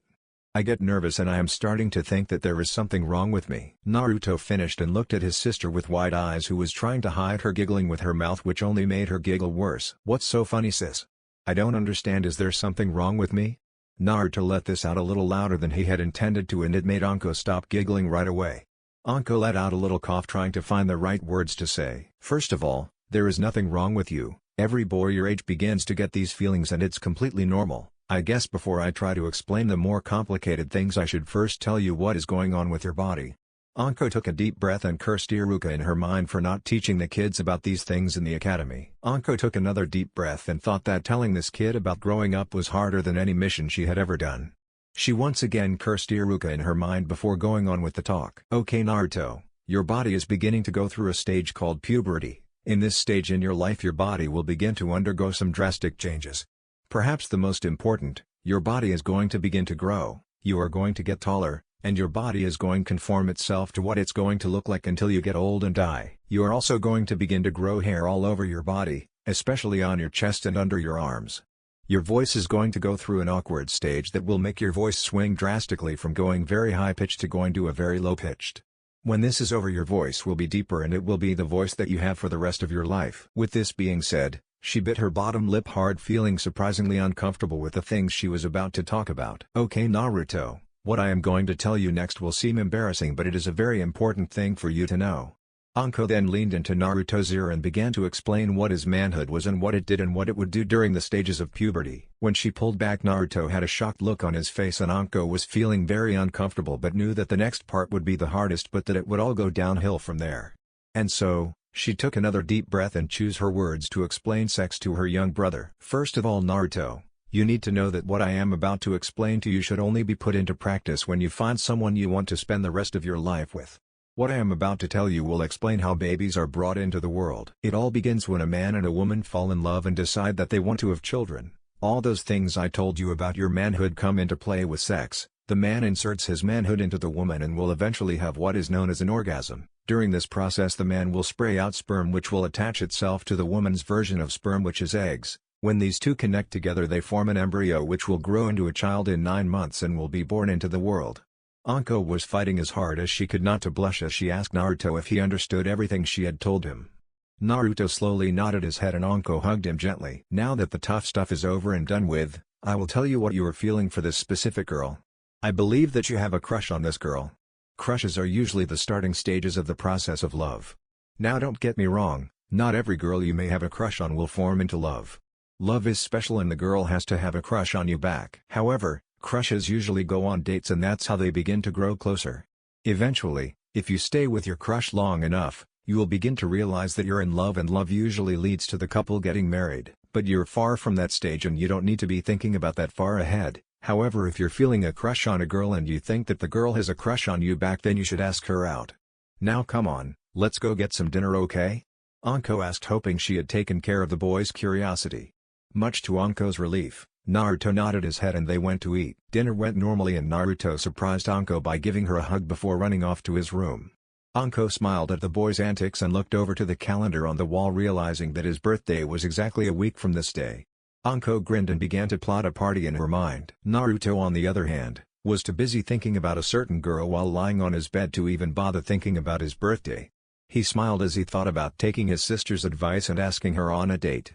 With the thought in his mind, he closed his eyes and fell into slumber. Anko walked by and saw that Naruto had fallen asleep with his clothes on, lights on, and without setting his alarm clock. Anko gave a small smile as she walked into the room and removed Naruto's kimono. She hung it over his chair and gently removed Naruto's headband and placed it with his kimono. She did the same with his sandals and decided that was enough. She turned on his alarm clock and gave him a kiss on the forehead and walking out, turning the light out as she went towards her room. The week went by surprisingly fast. Naruto and his cell completed more D-ranked missions around the town and Anko was gone on an S-ranked mission by the Hokage. The day before his birthday, Naruto received news from the Hokage that Anko wouldn't be able to make it home in time for his birthday. Naruto acted like he took the news well, but he was completely devastated that Anko wasn't going to be around. And so, Naruto decided to go to the Ijiraku ramen stand for dinner. Ayame came up and gave Naruto another hug and kiss on the cheek, which caused him to blush slightly. "Hey, Ayame-chan," Naruto said without much energy as he sat down on his stoolie. The tone of Naruto's voice didn't go unheard and Ayame was sitting next to Naruto asking him what was wrong. "Well, it's kinda silly, it's just, my sis is on S-ranked mission and she isn't going to be home for my birthday, and this will be the first one since we met all those years ago." Truly, Naruto was sad, but he held back his tears and tried to act like he was strong. Ayame reached out and gently hugged Naruto before leaning towards his ear and whispering to him, "I will see if Daddy will let me hold your birthday party at my house." Naruto smiled at the girl and watched her skip away to go prepare him his favorite miso ramen and ask her father. When she brought the ramen back out to him, she winked and told him to be at her house at 3 p.m. and not to be late. She then winked and went back into the back to prepare more ramen to help satisfy Naruto's hunger. When Naruto was finished, he put his money on the table and called out to Ayame. Hearing his voice, Ayame came out and asked, "What's up, Naruto-kun?" Naruto looked at her and felt himself begin to panic. He had planned to ask her out after the birthday party, but now fear was starting to set in, and before he knew it, words were coming out of his mouth. "I just wanted to say thanks for deciding to throw me a last-minute party," and that he truly was thankful. Naruto then looked at the ground ashamed of himself and left the stand, leaving a confused Ayame behind. For truly she thought that maybe, just maybe, the boy she had a crush on was going to ask her out, but it seemed that it wasn't meant to be. And so she sighed and went back to work. When Naruto stepped inside of his house, he closed the door and banged the back of his head against it hard. Stupid Naruto, really stupid. Naruto then sighed and decided to go take a shower and call it a day. He didn't really have that much else to do anyways. The day of the party, Naruto woke up at 9 in the morning and decided to train in the dojo a little bit. He yawned as he picked up his scrolls and decided to work on some of the jutsus he had created. Now amongst the ninja who knew him, Naruto had a special talent for coming up with very useful jutsus. Naruto wanted to make sure to get them all down on scrolls so that he could teach them to someone else someday. And so, Naruto went to work on practicing some of his own techniques before deciding to end his training at 12 p.m. He went back to his home and took a shower. When he got out of the shower, he was using a towel to dry his hair and walked into his room butt naked only to find Gabriel, Tobias, and another angel he had never seen before who just happened to be a female. Naruto quickly placed the towel where it would cover his manhood and it made all of the angels laugh, which only caused Naruto to blush more. You humans truly are fickle creatures. We are angels, Naruto-kun. We see your soul, not your body, Gabriel said with a grin on his face. Naruto just simply nodded in understanding, but he sure as heck wasn't going to leave his manhood hanging out in the presence of a woman, even if it was an angel. Naruto quickly got into his clothes and put his kimono on over top of it before looking to the angels and speaking again. So, first of all, to what do I owe this pleasure, Gabriel and Tobias, and second of all, who is your lady friend? Naruto sat on the edge of his bed and began to put on his sandals until Gabriel reached out a hand and stopped him. Well, Naruto-kun, first of all I would like to introduce you to Alice. She is Tobias's right-hand lady as it were. Second, we are all here in celebration of your 13th birthday party and we come bearing gifts. With that being said, Tobias stepped forward and got to one knee holding out a scroll. To you Naruto-sama, I present this summoning scroll for phoenixes. All you have to do is bite down on your thumb and run your blood across the scroll. When this is finished I will show you how to summon in the dojo, but for now, let's finish up giving out the gifts. With that being said, Tobias placed the scroll next to an awestruck Naruto and stepped back, allowing Alice to step in. To you Naruto-sama, I present this flute. Its power is great indeed, for when you play this flute you shall be able to summon down fire from the heavens to smite your enemies. Be warned though, you can only use this ability once a day and it shall only activate its power when you infuse it with churka. Other than that, you can play it just like any normal flute, so I suggest that you find someone who can teach you how to play. With that, Alice stepped back and Gabriel stepped forward. To you Naruto-kun, I present to you these white boots with a golden outline, lightweight and impenetrable. These boots not only go with your kimono, but they also have the special ability to store churka, and with the large amount of churka you possess, you will be able to walk up trees or walk across water without having to waste extra churka in dangerous situations. Also, due to the churka storage, you can fall from large heights and land on your feet without doing damage to your body. But perhaps my favorite feature, you can use the chakra you will store into the boots to do a churka jump, which will allow you to jump to heights unreachable with churka infusion. With that being said, Gabriel placed the boots at Naruto's feet and stepped back. They watched with happy faces as Naruto let tears of joy fall down his cheeks. Never in his life had someone given him a birthday present besides Zanko, and today he had already received 3. Naruto ran to the angels and hugged them all in a big group hug. When they were finished with the embrace, Alice showed Naruto how to attach the flute to his kimono. Naruto then put on the boots from Gabriel, which were very comfortable, and after that Naruto bit his thumb and ran his thumb across the scroll. When he was finished, the scroll disappeared and Naruto was led by Tobias to the dojo where he learned how to summon a phoenix. When Naruto correctly performed the hand seals, he slammed his palms into the ground and screamed out, "Summon!" When the smoke cleared, a medium-sized, was so big that it reached the top of the dojo at full height, multicolored phoenix appeared. Naruto stared in awe on the majestic bird before flinching when the bird asked, "Who dared to summon me?" "Seisei, son of the King Fukatsu, ruler of all phoenixes." Naruto gulped before gaining the courage to speak. "I summoned you here, great Seisei. My name is Uzumaki Naruto, and I am the sole surviving heir to the Uzumaki bloodline." The phoenix looked down upon the boy and found that he liked the boy. "Very well, child, you have found favor in my eyes. The phoenixes shall always be your ally." And with that the great bird disappeared in a bright flash of light. After it was done, Naruto realized that it was time to head over to Ayami's house, and so Gabriel, Tobias, and Alice wished Naruto a happy birthday and ascended back to the heavens. With that, Naruto ran out the door, already pumping chakra into his new boots as he ran. Naruto managed to arrive at Ayami's house with just a few minuets to spare, and so he calmly walked up to the front door. Naruto saw a note on the door and saw that it told him to enter the house. Naruto opened the door and stepped inside only to find no one there. Naruto furrowed his brow in confusion before walking into the kitchen and finding another note that told him to make his way out back. Naruto found the door and opened it to a sight that took his breath away. Outside were Ayame and her father, along with his sensei, his teammates, the others of the Rookie 9, but most importantly of all, was a smiling Anko. Naruto just stood there with wide eyes in shock as he heard them all yell out, "Happy 13th birthday Naruto!" Anko ran up to Naruto and gave him a hug, whispering to him that she fooled him, but she wanted the party to be a complete surprise. Naruto took a moment to get over his shock, but then felt tears of happiness form in his eyes. He turned away and wiped his eyes, trying to look tough. "What's the matter, Naruto? How come you're crying like a baby?" Sasuke taunted, just wanting to get his rival upset. "It's okay to cry when you're happy, Sasuke. You should try it sometime," Naruto said, whipping his eyes, which caused Sasuke's smirk to disappear. The party then went on like a normal party. Everyone was laughing and enjoying themselves. And eventually cake was served and everyone got ready to give Naruto their presents. The present giving went something like this. Anko, a pet snake. Who would have guessed that? Hinata, a picture of their team wearing their headband protectors like Kakashi, and Kakashi giving the peace sign with one hand while messing up Naruto's hair with the other. Kiba, a pair of sword user's gloves, white with gold outlining to match his outfit, of course. Kakashi, the newest issue of Come Come Paradise. After getting beaten up by Anko, Kakashi just decided to be an Indian giver and take it for himself. The rest of the Rookie 9 all pitched in to buy him a large set of scrolls so he could create new jutsus. When everyone was done, as the party commenced again, Sasuke stood up and made an announcement. "Excuse me everyone, I thought that for a bit of entrainment I would challenge Naruto to another spar, because this time I don't think Naruto is going to have as much luck as he did the last 2 times. Naruto immediately accepted the challenge and everyone made room for the two. "The rules are simple, Naruto. First one to fall loses." Naruto nodded and everyone held their breath waiting to see what would happen. Sasuke began the fight by charging at Naruto. Naruto ducked low when a punch came from Sasuke and Naruto hit Sasuke in the chest and it made Sasuke do a half flip in midair. But in an impressive show of athleticism, Sasuke twisted his body at the last second and landed on his feet. "Nice try, Baka," Sasuke taunted before waving Naruto towards him. When Naruto swung to hit at Sasuke, Sasuke spun on his heel and hit Naruto in the head, which sent him flying at the fence. Naruto flipped in midair and stuck his feet to the fence, which left him vertical. Naruto grinned before flipping off of the fence and releasing his kimono's weight system.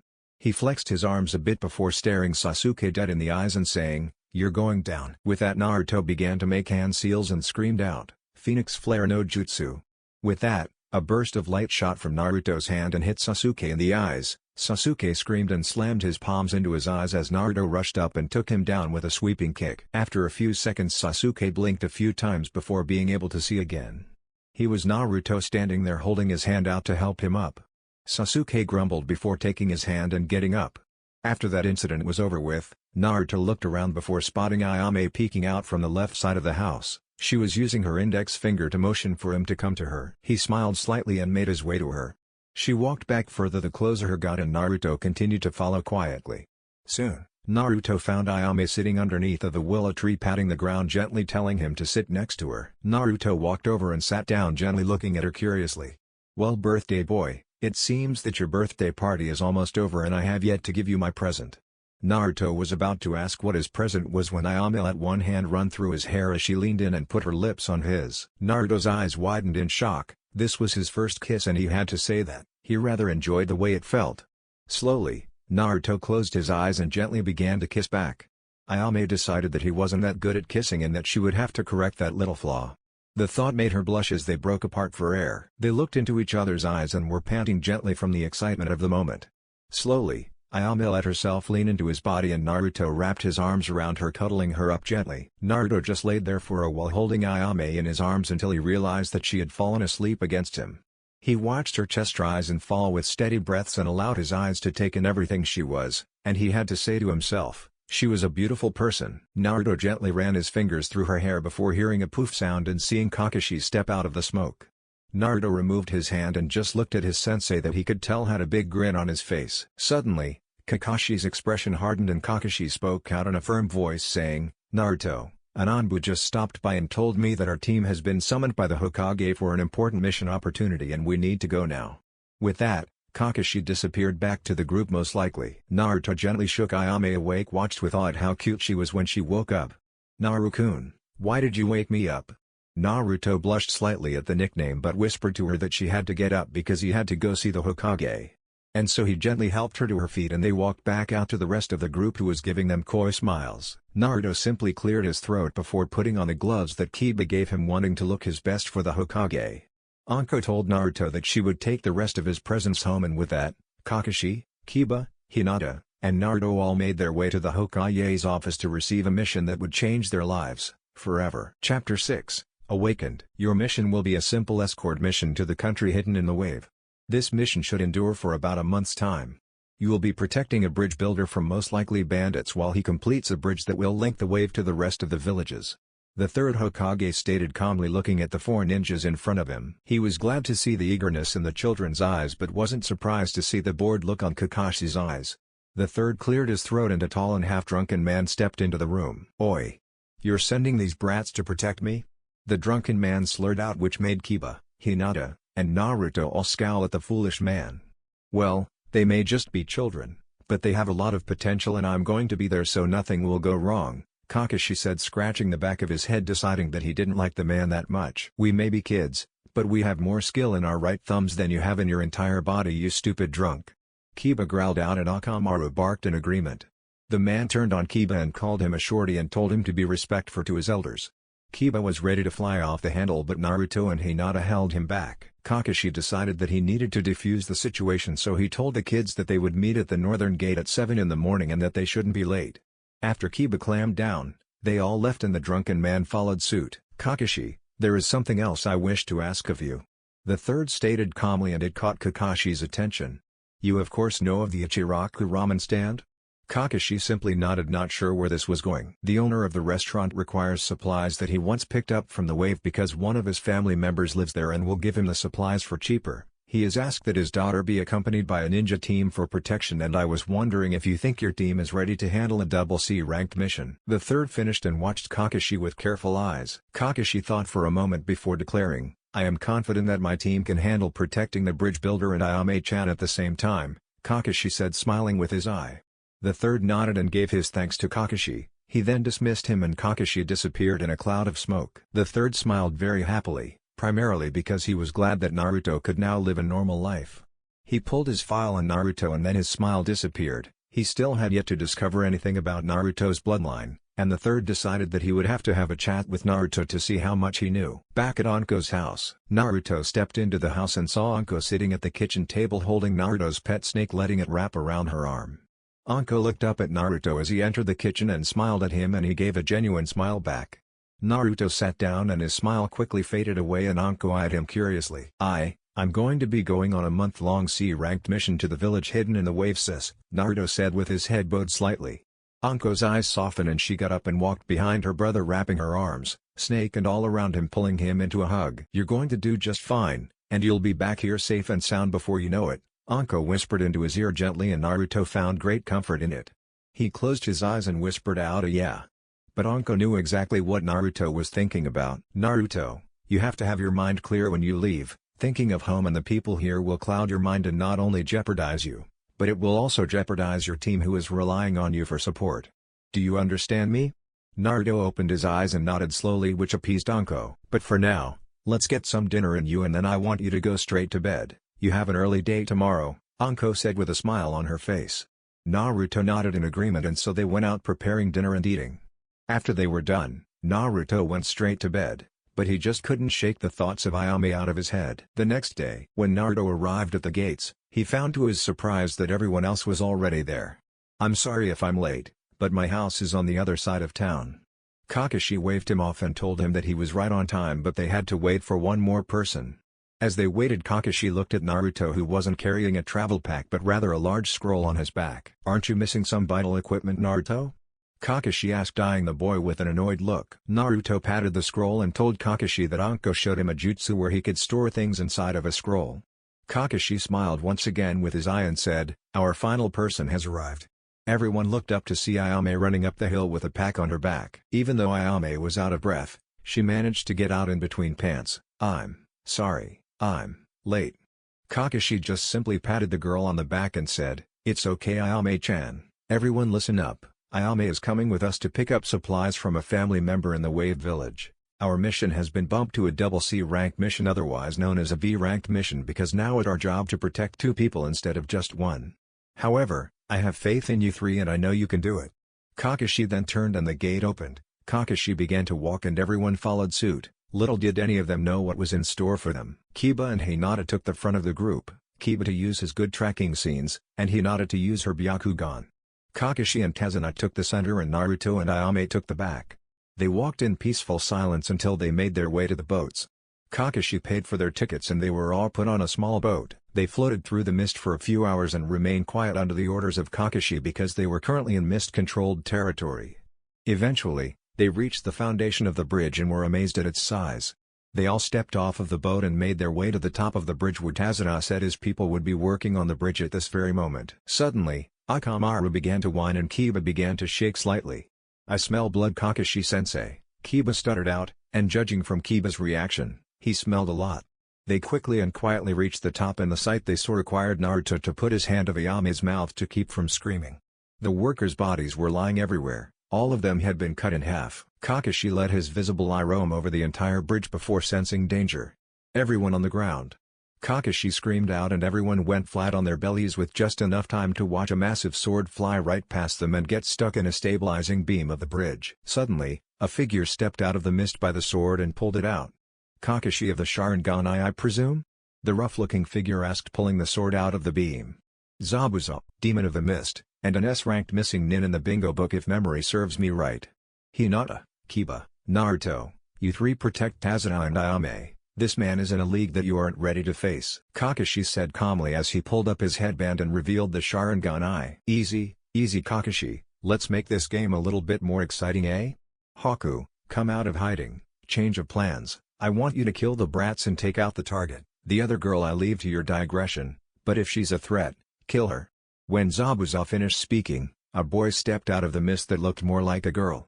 "Yes, Zabuza-sama, as you wish." With those few words, the boy known as Haku calmly stepped towards the Kiba, Hinata, Naruto, Kazuna, and Ayame. Naruto stepped forward and said, "Kiba, Hinata, I'm depending on you to protect Kazuna and Ayame. Please take care of her, and I'll deal with this punk." Before Naruto had even finished speaking, he had placed the large scroll on his back upon the ground and had removed the weight system from his kimono. Naruto's eyes wandered down to Haku's hands, and saw to his horror that the boy was performing one-handed seals. Before Naruto could act, Haku screamed out, "Demonic ice mirrors no jutsu!"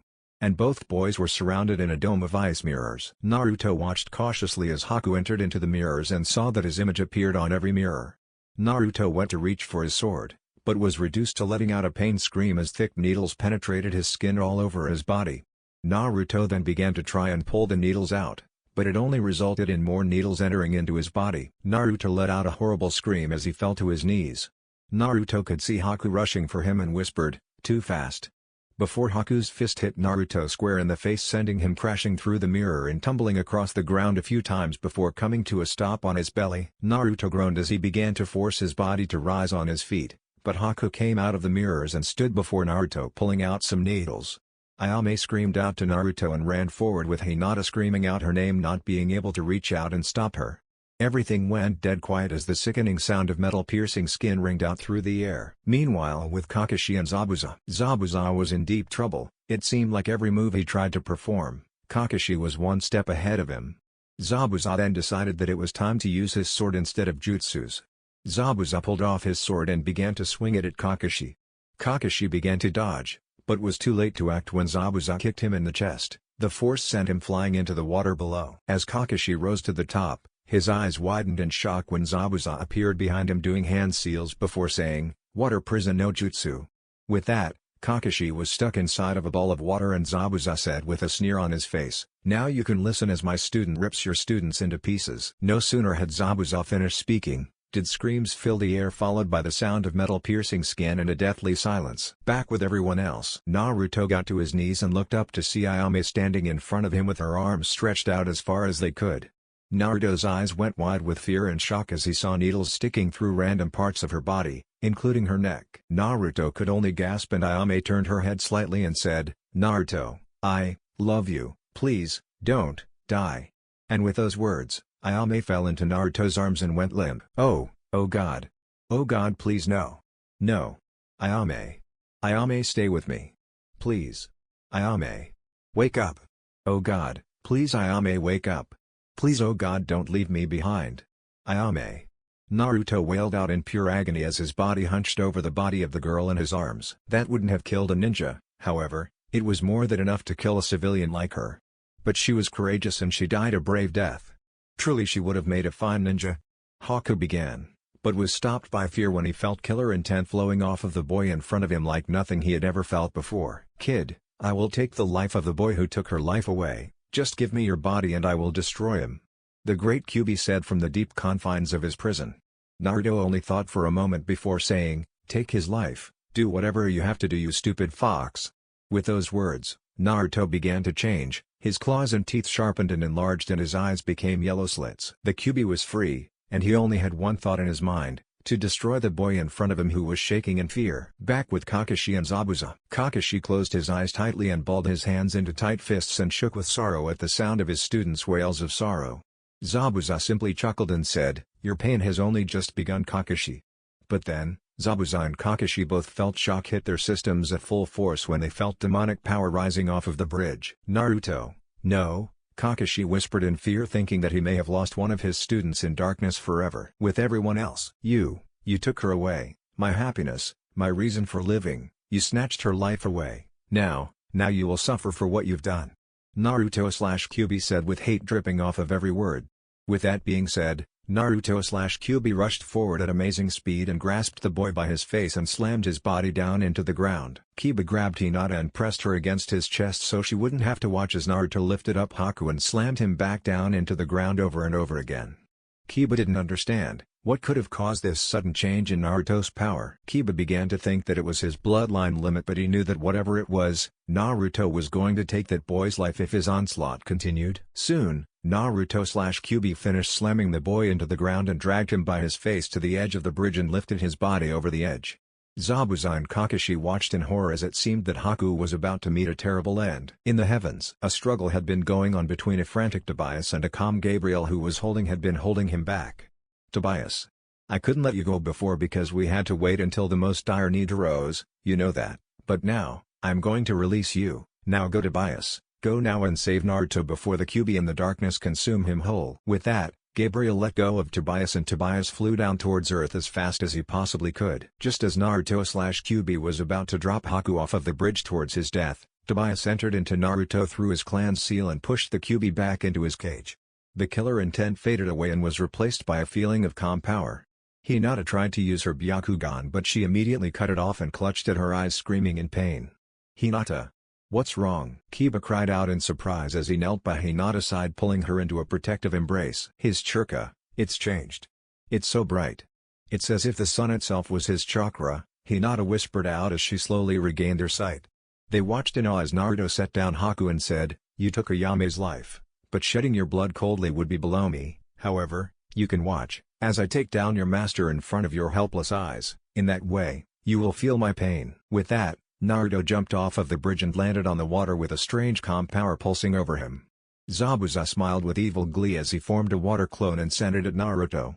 Naruto/Tobias took out his sword and activated it.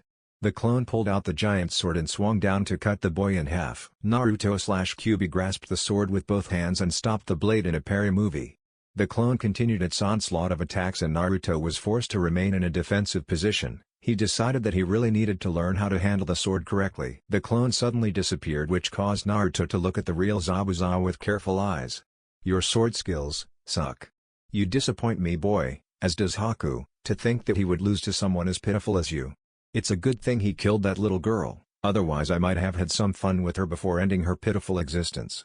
Naruto lowered his head and put away the sword. Zabuza laughed, figuring the boy had admitted defeat, but was quickly shut up when Naruto lifted his head and said, you are going to die. Naruto then rushed at Zabuza at a speed only obtainable through his bloodline. To put it in perspective, his new power made Kakashi look like he was as slow as a turtle. Naruto performed an uppercut that caught Zabuza square in the chin. Zabuza flew straight up in the air, which released Kakashi from the prison. Naruto was amazed. He could feel his power growing with each passing second and he intended to use its power to his full extent. Naruto-sama, let me enter your mind and I will show you how to perform new jutsus with your angelic chakra. Tobias managed to get the message through his mind and Naruto complied, giving Tobias full access with his mind. Naruto closed his eyes and began to perform one-handed seals with each hand. It was amazing, and it was as if his body knew how to do this all along. When Naruto finished his seals, he said, "Forbidden Angelic Arts, Kageyaki Taiyo, Shining Sun, Blast no Jutsu." With that, Naruto shot a beam of light from his hand and it pierced Zabuza clean through before he could hit the water. When it was all said and done, Zabuza hit the water and began to sink, but his body was grabbed by Kakashi. With Zabuza over his shoulders, Kakashi followed Naruto back up to the bridge. Kakashi set Zabuza down and walked over to Haku while Naruto ran up to Ayame's body and fell on his knees shedding tears. He fell onto her body and cried miserably as he put his head on her chest. Suddenly, Naruto gasped and placed his ear completely against Ayame's chest. It was small, but she still had a heartbeat. Ayame was still alive. Naruto spun and screamed out, "Hinata! I need your help. Hurry! We can still save Ayame." Hinata gently untangled herself from Kiba and ran up to Naruto by Ayame's side. She knelt down and asked, "What do I need to do, Naruto?" Naruto thought for a moment before asking her to open up the Byakugan and she complied, making a point to only look at Ayame. She followed Ayame's chakra system and saw the points where the needles put her in a death-like trance. Hinata gently got to work and pulled out the needles one by one. When she was done, Ayame arched her back and let out a gasp of air. Naruto immediately pulled Ayame into an embrace and held her tightly, whispering out how he thought he had lost her, and he let tears fall down his face as he said over and over again, "I'm so sorry for not protecting you, Ayame-chan." Ayame sat herself up and hugged Naruto into her, whispering into his ear, "It's okay, you have nothing to be sorry for. I love you so much, Naruto-kun." Naruto grasped onto her tighter and whispered back, "I love you too, Ayame-chan. And I promise from this day forward to protect you always. That is my way of the ninja." And so, Naruto and Ayame continued to hold each other in a loving embrace, but it wasn't meant to last, as Zabuza groaned and got to his feet, a hole gaping in his right shoulder. Kakashi got in front of his students and prepared for another battle, but allowed himself to relax a little bit when Zabuza held up his left hand asking him to stop. Your boy's aim may suck if he was trying to deal a death blow, but he managed to get the job done. My right arm is useless in this state. With that, Zabuza walked over to Haku and knelt by his side. I was a fool, Haku. Are you gone? Don't worry about me, Haku, you've gone to a better place, but as for me, well, a demon has no place in heaven. Zabuza said. Shock overtook his system as the boy beside him let out a gasp and came back to the world of the living. Haku immediately attached himself to Haku's body and hugged the man who meant everything to him. Zabuza hugged the boy back, simply amazed that he was alive. How cute, Zabuza. But it seems that you and your useless brat just weren't enough to get the job done, and it looks like once again I'm going to have to settle this problem myself. A voice spoke from the distance which made Zabuza's eyes widen in shock. Gato, I never thought that you would show your pudgy arrogant self around here. Zabuza said calmly as he got to his feet and turned to face Gato, who was with an army of warriors. Demon of the Mist? Not in your condition, prepare to die? Gato chuckled as the men began to march forward.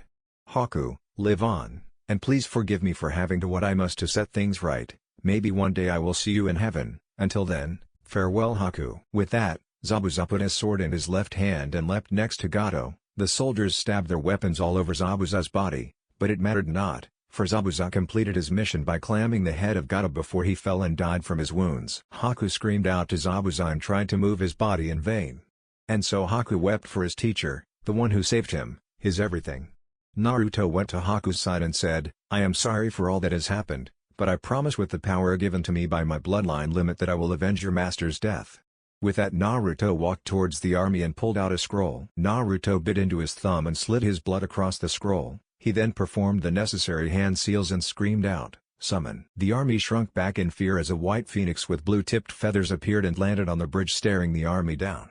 The phoenix was quite large. Naruto knew that it had to be 3 times the size of his first summon, and then it hit him that he had summoned the king of all phoenixes. The phoenix looked down upon the terrified army before saying, I am Fukatsu, king of all the phoenixes, and I have come to a decision. You have all been judged evil in my eyes. Prepare to die. With that, the gigantic phoenix began to flap its huge wings, which caused the feathers to fall off and fly down on the people below like a rain of needles. By the time the needles stopped falling, the entire army had already been decimated and not one was left alive. Fukatsu simply watched as Haku finally managed to get onto his feet and stumbled over to Zabuza's corpse. Haku fell to his knees and cried over his falling master. The giant phoenix stared at the fallen man for a moment before saying, This man did much evil in his lifetime, however, when his life was at an end, he was willing to give it all just to set things right and protect this boy. I have come to a decision. This man has been judged good and as such he will be given new life. With that, the great phoenix shed a few tears which landed upon Zabuza's corpse. Fukatsu then simply spread out his wings and flew back up to the heavens. When Fukatsu was out of sight, Zabuza arched his back and gasped in air, his eyes wide as they could possibly be. After huffing and puffing a few times, Zabuza stared with confused eyes at Haku, who simply threw himself against Zabuza and hugged him tightly, crying his eyes out. You've been given new life, Zabuza. How would you like to use this life in service of the leaf and become one of our own? Kakashi asked, looking at the man with his regular eye, once again putting his forehead protector back into its original place. Zabuza looked at Haku before looking back up at Kakashi and saying, "For your help and compassion, not only will Haku and I help you complete this mission, we will return with you and ask to become official ninjas of Koona," Zabuza said, giving his best effort at a smile which turned out to be a smirk. Kakashi smiled with his eye before turning curiously to look at Naruto. "Naruto, this is the first time your bloodline limit has activated, and now I will explain to you exactly what it does. First of all, your chakra has been supercharged. This makes it much more powerful, but now you are going to have to learn how to control it all over again. Second, every jutsu that you use while an angel is inside of you, will be archived into your subconscious and you will be able to use them at will. However, be warned, your power with these techniques will not be nearly as powerful as they were when I was inside of you. But you are still strong, Naruto-sama. Train with your sensei and learn how to master your chakra, and at your level you could become a mid-level chunin rank. But don't get ahead of yourself, that is going to take you quite some time. But sadly for now, Naruto-sama, our time is up, and now it is time for you to rest." With that rather basic explanation of Naruto's bloodline limit, Tobias left Naruto's body and Naruto felt instant battle fatigue. Naruto began to fall but found himself caught in the arms of a panicked Ayame as she lowered herself to the ground with him using her body as support for his. The last thing Naruto heard was Kakashi telling Ayame that he was just battle fatigued and that he would be fine with rest before sleep overtook him. I also want to take this moment to thank everyone who has reviewed. You guys are amazing. I believe that this story is at 166 reviews. Thanks for all the reviews and keep it up. Once again, thanks for being patient, and now on with the show. Naruto groaned as he opened his eyes, only to shut them tightly at seeing the blinding light of the sun. He sat up and quickly rubbed his eyes as he scanned the room he was in. Suddenly memories of what happened the last time he was conscious flooded his mind. Naruto quickly jumped out of the bed and looked down to see that he was in PJ pants with no shirt on. He looked around and found his clothes in a neat pile on a chair next to the door. Naruto sighed as he made his way to the clothes. Just as he was about to reach for them, his ninja sense kicked in as he heard someone approaching the door. He grabbed his sword and hid behind the door. The door slowly creaked open and he heard a vaguely familiar voice let out a gasp before screaming out, "He's gone. He's not in his room." Naruto tensed as he heard the sound of many feet running up the steps and towards his room. He prepared himself as several figures rushed into the room. Naruto leapt and activated his sword as he came down upon the tallest member of the group. The said person turned and gasped as Naruto prepared to strike. Naruto's mind went into overdrive as he realized that the person he was about to strike down was none other than Ayame, the girl he loved. At the last second he turned his body and rolled across the ground before slamming into the wall unceremoniously. The sword deactivated as Naruto rubbed his now sore head. Ayame was by his side in a minute, placing his head on her lap and looking down at him concerned. This of course of action made Naruto blush as he stuttered out, Ayame, it's fine, I'm okay." Naruto slowly sat up and turned to look at Ayame only to have a hand driven into his cheek very roughly. Naruto held his cheek and looked to see Ayame standing over him with tears in her eyes. You idiot. You had me so worried, don't ever do anything crazy like that again." With that being said, she buried herself into his chest and cried softly, thanking heaven that he was okay. Naruto just sat there and confused as he could be as he consoled his upset girlfriend. "Naruto!" A voice called out which caused Naruto to freeze where he was. He turned and saw Haku standing in the doorway.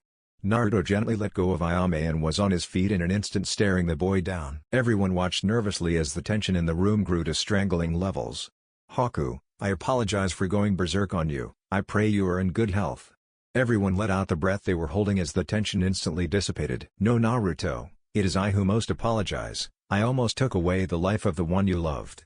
Naruto simply waved his hand and said, "It's fine, you didn't kill Ayame, so no harm no foul, right?" Haku started at the boy and though, incredible, to be able to forgive just like that. "Just how powerful are you, Naruto?" Well, it looks like you're finally up and at 'em. Hey Naruto? Kakashi said with his usually lazy persona in place. Naruto looked to his sensei and smiled before giving a small nod. To give a basic explanation, you've been out for 3 days. Zabuza and Haku have decided to come back to the village with us and have been helping me train Hinata and Kiba. The bridge is almost completed and will be done within the next 2 days. As soon as the bridge is done, we will be heading home, Kakashi said as he did his infamous one-eye smile. Naruto nodded again and helped Ayame onto her feet. It was at the moment she noticed that Naruto was not wearing a shirt and blushed heavily. Naruto noticed the blush and looked down at his bare upper body. I think I better get dressed, Naruto said while scratching the back of his head sheepishly. Everyone nodded and left the room except for Ayame. Naruto noticed that Ayame had a strange look on her face. What's wrong, Ayame-chan? With that, Ayame flung herself onto Naruto again and locked her lips with his. Naruto's eyes widened in surprise as he caught her. He quickly regained his composure and kissed her back softly as he closed his eyes. Ayame broke the kiss and buried herself in his chest whispering, I don't want to lose you, Naruto. Promise me I won't lose you, Naruto. Naruto grabbed her cheeks gently and looked her straight in her eyes as he said, I'll never give up, and you're not going to lose me anytime soon. I promise you, Ayame. With that they shared another small kiss before Ayame broke away and grabbed up a towel. She put it in his hands and told him to take a shower, get dressed, and come downstairs to get some lunch. Naruto watched Ayame walk out of the room with a small smile on his face. Naruto waited until Ayame closed the door behind her before picking up his clothes and taking them into the bathroom with a towel. Ayame walked down the stairs and smiled kindly to Zabuza, who simply nodded back to her with a small grunt. Ayame walked into the kitchen and saw Tazana's daughter gathering the necessary materials to make some lunch. Ayame quickly put on an apron and began to hum as she stood next to Tsunami. Oh sweetie, you don't have to help me make lunch. Ayame turned to Tsunami and smiled sweetly saying, it's okay, I want to help make lunch for everyone, it's no trouble at all. Tsunami smiled at the nice girl and went back to cutting up vegetables with Naruto. Naruto gasped in pleasure as the warm water hit his skin in the shower. He sunk his head under the water stream and let the water soak down his wild hair. He closed his eyes as he remembered the events of the fight and remembered the terrible power of the Kyubi. A voice to his right made him jump as it called out, Naruto.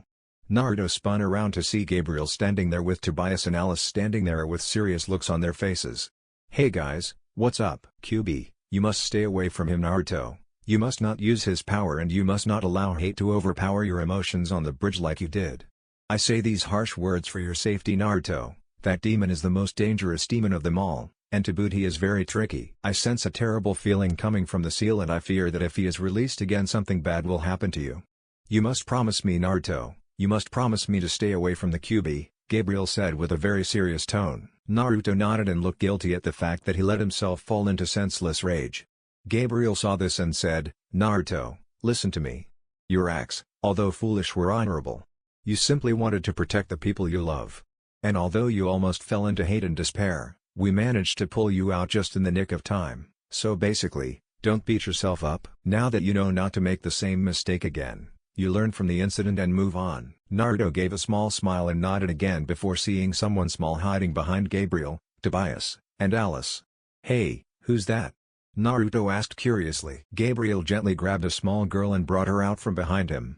This is Alexis. She is the most intelligent angel and is responsible for information gathering and a few other unmentionable things.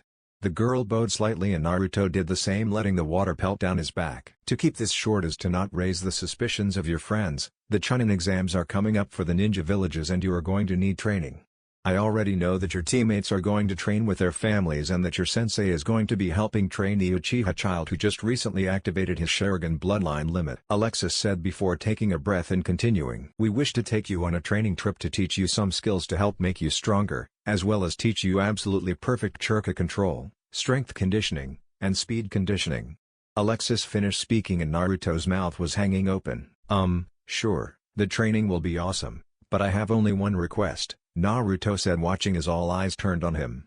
I want my sis to come with me and I want her to be able to see you all. I consider her part of my family. I think she should be able to see you guys as well. The angels all seemed to flinch and turn to each other talking in a huddle. Naruto watched anxiously as the angels talked. Before long they all turned to Naruto and Tobias said, we need to go discuss this with our superiors. We will give you our decision before you step foot back into Koona. Naruto nodded and waved goodbye as the four angels disappeared. Naruto quickly finished his shower and dried himself off. Just as he finished getting dressed, a knock came at his door and Kiba let himself in. "Hey Naruto, lunch is ready, so get your butt in gear." Naruto came out of the bathroom and followed Kiba down into the dining area. Naruto saw everyone waiting for him and scratched the back of his head sheepishly. "Sorry guys, I got a bit distracted." Everyone waved him off and both Ayame and Tsunami both said, "It's okay, we just finished getting it ready." Everyone had a pleasant meal and at the end Tazuna said, "Everyone, I have an announcement." Everyone turned their eyes to him and Tazuna took a deep breath. "The bridge will be finished tomorrow. We are so close to accomplishing our dreams and we owe it all to you brave ninjas, who took on a job that was above you and rose to the occasion. And you young man," Tazuna said pointing to Naruto. "When all hope seemed lost you summoned that giant phoenix and brought back our hope. Because of this I am going to name the bridge the Great Naruto Bridge." With that declaration Ayame squealed and latched herself onto Naruto. Everyone else smiled and nodded and some clapped. While Naruto simply kept his head down. "Stop," Naruto said softly, but the tone of his voice was felt by all and everyone stopped what they were doing and started at him. Naruto unlatched himself from Ayame and got up out of his chair, his face still hidden by his bangs. "Don't name your bridge after me," who showed that deep down inside he is a monster. The entire room was silent until a loud slap echoed across the walls. Naruto looked at Ayame in shock as tears streamed down both of their faces. "Don't you ever call yourself a monster again, or I swear that I will never speak to you again." Uzumaki Naruto. "You fought with your entire heart and saved these people, you are not a monster. You are a hero." After speaking her piece, Ayame slammed herself back into his chest and wept. Naruto held her close, whispering over and over again that he was sorry. "She's right, you know Naruto. Don't beat yourself up over the small details, you have to see the whole picture. Remember, a ninja sees underneath the underneath," Kakashi said with his one-eye smile. Everyone agreed, and with that being said, lunch was cleaned up. The next day was very uneventful. The Great Naruto Bridge was completed and hope was once again restored to the Wave Country. The very next day, Team 7 along with Zabuza and Haku made their way home. The last night of camping before they would reach Koona, Gabriel, Tobias, Alice, and Alexis came to Naruto while he was on first guard duty shift. "Naruto, we have made our decision. Also, I would like to take one more opportunity to thank one Asian dragon for becoming my makeshift editor for this story. He helps me come up with ideas and helps me make my chapters better, so this story wouldn't be around without him." Naruto slowly got to his feet and turned to look at the four angels. Naruto waited anxiously, wanting to know what their choice was. Gabriel took a step forward and took a deep breath. "After deliberating with our superiors, we have decided that we are going to give your sister the ability to see us." Naruto smiled and bowed to them, thankful for their service. The angels immediately took on a somber attitude again, which took Naruto by surprise. "Naruto, I have to warn you that your training will be more intense than anything you have ever experienced before. But before we get to that, it's time that we all went to have a talk with your inner demon." Before Naruto could say anything, Gabriel surged forward and placed his hands on Naruto's head. The next thing Naruto knew, he was standing in front of the massive cage of the Kyubi. Naruto began to shake in fright as the giant demon came into view and looked down at him. "Foolish little boy, coming to my lair and getting so close, time to die," the Kyubi said as he brought forth a massive paw and took a swung at Naruto. Naruto closed his eyes waiting for death, but the blow never came. When Naruto opened his eyes, he saw that the paw had caused a massive indentation where he had moments ago been standing. Naruto looked up to see Gabriel standing behind him with a hand on his shoulder. "Don't be scared, Naruto, we are here with you," Gabriel said as Tobias, Alice and Alexia came into view. "Ah, Gabriel-san, how nice of you to join us with your ragtag group of pathetic angels," the Kyubi said, chuckling darkly. Gabriel took a step forward and boldly said, "Don't talk back to me, you wretched demon, lest I send you back to hell where you belong." Kyubi chuckled again before saying, "Gabriel-san, there is no need to be spreading empty threats. We both know that if you destroy me, that your precious would-be warrior dies along with me. So listen, and listen well, Gabriel, because I'm only going to say this once. You will not succeed in your goals for this child. I will break free and I will take this body for my own." In an instant all four angels exploded with energy, which made the Kyubi retreat back rather into his cage. All four angels spoke at once in loud commanding voices as they said, "You shall do no such thing." Gabriel looked to Alexis and said, "Do it now." Alexis stepped up to the seal on the cage and pulled out a strange-looking talisman. The Kyubi's eyes widened in surprise and he leapt forward, roaring with fury. Kyubi took a swing at Alexis, but his paw was stopped by Gabriel. Kyubi pulled back his paw and swung with the other one. This time Tobias and Alice caught that paw and held it tightly as Alexis finished placing the talisman over the seal. When she was finished, Gabriel grabbed Naruto and they teleported back into the real world. Naruto woke up and sat up from the grass he was lying on. Naruto, we adjusted the seal so that the Kyubi cannot contact you at all. However, it isn't a permanent solution. To completely seal away the Kyubi we would have to get rid of the seal that your father placed on you and set in a new seal, however this would kill you so that isn't an option, Alexis said before pausing. We will be back into contact with you when you arrive at your house. At that point in time we will make it so that your sister can see us. Naruto nodded then bowed to the angels. They bowed back and disappeared just as Kiba came to take over guard duty. Naruto went back to his tent and got inside. As soon as his body hit his sleeping bag, he fell asleep. The rest of the trip was uneventful until they reached Koona. Everyone sighed in relief, glad to be home. However, their relief was short-lived as several Anbu leapt down around them with weapons drawn. A Anbu wearing a bear mask came forward and said, "Care to tell us why you have an unknown boy and an S-ranked missing ninja in your company, Kakashi-san?" Everyone was tense until Kakashi rubbed the back of his head sheepishly and said, "Oops, guess I forget to send a message ahead to the Hokage." Everyone's sweat dropped as until the bear-masked Anbu composed himself. "We will escort you all to the Hokage Manor, Kakashi-san." Kakashi nodded and followed the Anbu as they began to march to the gates. Everyone followed close behind and couldn't help but notice the extra Anbu around Zabuza and Haku. They eventually made it to the Hokage Manor and were led inside where the Hokage was waiting with Anbu guards all around him. "What is the meaning of this, Kakashi? Why have you brought missing ninja into our village?" Kakashi explained everything that happened, and when he was done the Hokage seemed pleased with his explanation. "Well, you are all free to go except for you, Zabuza and Haku. You need to come with me into my office." The Anbu immediately began to protest but were stopped when the Hokage simply raised his hand. "I will be fine, trust me." The Anbu looked worried but knew that the Hokage was not a pushover, so they allowed the two missing ninjas to enter the office with the Hokage. Everyone in Team 7 along with Ayame said their goodbyes and went their separate ways. Naruto rushed home hoping that Anko would be home so he could see her. Naruto entered into his room and immediately noticed that something was wrong. Naruto pulled out his sword and began to quietly stalk through the house, feeling a terrible sense of danger filling the house. As Naruto continued to creep around the house he felt a presence above him. Naruto tensed as the presence silently leapt down behind him and applied a kunai to his throat. "You must be tired from your long journey to be so easily caught, Naruto-kun," Anko said with a sadistic smile on her face as she brought up the kunai to his cheek and cut it softly as she licked the blood away. Naruto shivered as he felt her tongue on his skin. Naruto remembered how Anko used to be crazy with her bloodlust but had managed to tone it down some. However, when she was in the mood, she was in the mood for blood, and it made her very feisty. Naruto tapped his sword against her stomach to make the point that he didn't miss her. She smiled and pulled him around into a fierce hug. "I missed you, little bro. Stuff has been boring without you around." Naruto continued to hug his sister as he said, "Same here, sis. Has the old man not been giving you any exciting missions since I've been gone?" Anko pulled away and pouted saying, "No, the old fart only gave me one mission and it was far too easy." Naruto sighed and shook his head at his crazy sister's antics. Naruto tensed as he felt the presence of the angels in the room and looked to see them standing in the corner. Gabriel did a few hand seals before saying, "Anko." Anko looked over to the four beings and had her kunai in an attacking position. "Who the hell are you?"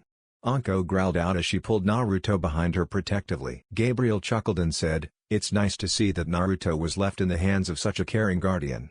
Naruto saw Anko relax slightly and he took the time to explain. "Big sis, this is Gabriel, Tobias, Alice, and Alexia. They are the angels that I have met so far. They have decided to train me for the upcoming Chunin exams that I believe Kakashi-sensei is going to be placing us in. They want to go for a 2-month training session and they want you to come with us as my guardian and maybe you can teach me some stuff too," Naruto said with excitement. Anko blushed at the mention of Kakashi before regaining her exposure and saying, "I'll ask the Hokage if it's okay. I don't think the old fart will have a problem with it. Give me a few minuets and I'll have your answer." With that Anko disappeared into a puff of smoke. True to her word, Anko reappeared with a smile on her face. "Kakashi just nominated her team for the Chunin exams and was on his way to tell you and your teammates. Since everyone is going to be away doing other things, the old fart gave us permission to leave the village as long as we don't stray too far away for 2 months." Naruto cheered and the four angels chuckled seeing the rather comical antics of the two humans in front of them. Anko turned to the angels and said, "We will leave at first light. I guess you'll be able to find us, right?" Gabriel nodded and they all bowed before leaving. Anko turned to Naruto with a smile on her face as she said, "Okay, time to tell me about your mission, but we are going to do it over Dango." Anko cheered as she marched out the door, Naruto following slowly behind. Truth be told, Naruto was terrified of telling Anko about how their C-ranked mission turned into an A-ranked missions. He was afraid that his big sister was going to go on the warpath and destroy anything in her path to reach Kakashi. They both sat down at the Dango restaurant and ordered their food. "So Naruto-kun, tell me about what happened on your big bad C-ranked mission." Naruto's sweat dropped slightly and said, "Well, you see sis, that's the funny thing. It turns out that our employer withheld some information. You see, because of the poverty of the wave country, he couldn't afford to pay the actual rank of the mission. It turns out that a powerful businessman named Gato wanted him dead and hired some powerful ninja to exterminate the old man." After all was said and done, the mission turned out to be an A-ranked one. The booth went deadly silent as Anko had her head bent down so that her hair was covering her eyes. Suddenly Anko got to her feet and placed some money near him. "Naruto-kun, enjoy the dango and please bring some home for me. I have some business I have to take care of that I forgot about." With that being said, she quietly left the restaurant, and Naruto knew that meant that destruction and chaos was soon to follow in his sister's wake. He just prayed that Kakashi could hold his own against the hurricane or wrath that was an angry Anko. With Kakashi was sitting in a recliner in his home reading his favorite little orange book when he suddenly sneezed and got a terrible feeling of impending doom. He was startled when his door was kicked in so violently that it flew off of its hinges and completely destroyed his kitchen table. He leaned forward and his visible eye widened in fear as he saw Anko standing in the doorway, her eyes covered by her bangs and waves of anger and bloodlust radiating off of her. "An A-ranked mission for 3 Jinan and 1 Jounin. Are you just plain stupid, or are you so proud that you can't even call for backup? How dare you put my brother in such unnecessary danger?" Anko asked in a dangerous calm voice. "Anko-san, don't worry. The situation was under complete control. If I had believed that the situation had gotten out of my team's control, then I would have immediately called for backup. I knew that my team was skilled enough to pull off this mission, and I was correct." Anko immediately began to shake as she rushed forward and attempted to slam her fist into his head, however it was caught softly by his hand. She pulled free and began to slam her fists into his chest as hard as she could as she cried out, "You baka, he could have died. I don't know what I would do without him." With that rare emotional outburst, Anko fell into Kakashi's chest and began to sob. Kakashi held her close and whispered words of comfort into her ear as he stroked her back gently. When she was finished crying, she grabbed onto his shoulders tightly and slammed her knee into his crotch. Kakashi doubled over in pain and Anko said, "Thank you for consoling me, Kakashi-san. Consider yourself lucky, because if you put my little brother into harm's way like that again, I am going to kill you." With that, she blew him a small kiss and walked out the door. Kakashi picked himself off the ground and said, "Troublesome feisty woman." Somewhere off in the hills of Koona, a lone clown watching Jinan sneezed. Anko made her way home and found a worried Naruto waiting for her at the kitchen table. "You didn't kill him, did you?" Anko laughed and said, "No, I didn't kill him, Naru-kun." She looked at the kitchen table and smiled to see hot dango waiting for her on a plate along with a bottle of chilled sake. Anko thought, "This kid is so amazing, he is going to grow up to become a great man." Anko sat down and began to eat as they both chatted happily about the upcoming training. When Anko had finished eating, he helped her clean up the dishes and they both went to bed. Once again, true to her word, Anko got Naruto up as the first light pierced the sky. Naruto gathered up everything he needed and they both made their way towards the southern gate. When they arrived, a Chunin leapt down and Anko showed him their pass. The Chunin bowed to Anko and waved up for his partner to open the gate. The gate's creak to life opened up to reveal a luscious forest. Anko took the first steps forward and Naruto followed close behind her. The two traveled for about an hour and a half before they came into a nice clearing. "We camp and practice here," Anko said as she set her back down. Naruto did the same and took the time to get a good look at his surroundings. He knew that that was one of the most important things a ninja could do when entering a new area. "Okay, Naruto-kun, since it seems our friends haven't shown up yet, I'm going to take this opportunity to teach you a very nice genjutsu. It's called Kukigi no Jutsu, Final Deception Jutsu, but before you can perform this jutsu, you are going to have to sign this," Anko said as she handed a scroll to Naruto. Naruto took the scroll gently and opened it. He gasped when he realized that it was the scroll for the snake summoning. He looked to see that only 2 names were on the scroll. His big sister's and Orochimaru's. Naruto crumpled the scroll slightly, seeing the name of the person that had hurt his sister so much. Naruto quickly signed the scroll in his blood and handed the scroll back to Anko. She gave him a bittersweet smile knowing he had seen the name of the person who had broken her heart. "We will get him, sis, one day he will pay." She nodded as her smile turned into a sadistic one as she said, "Time to begin training." Anko quickly went through some hand seals and whispered out her jutsu. Suddenly Naruto saw Ayame coming out of the forest naked as the day she was born. "Naru-kun, I want you." Naruto immediately blushed and looked away saying, "Ayame, what are you doing?"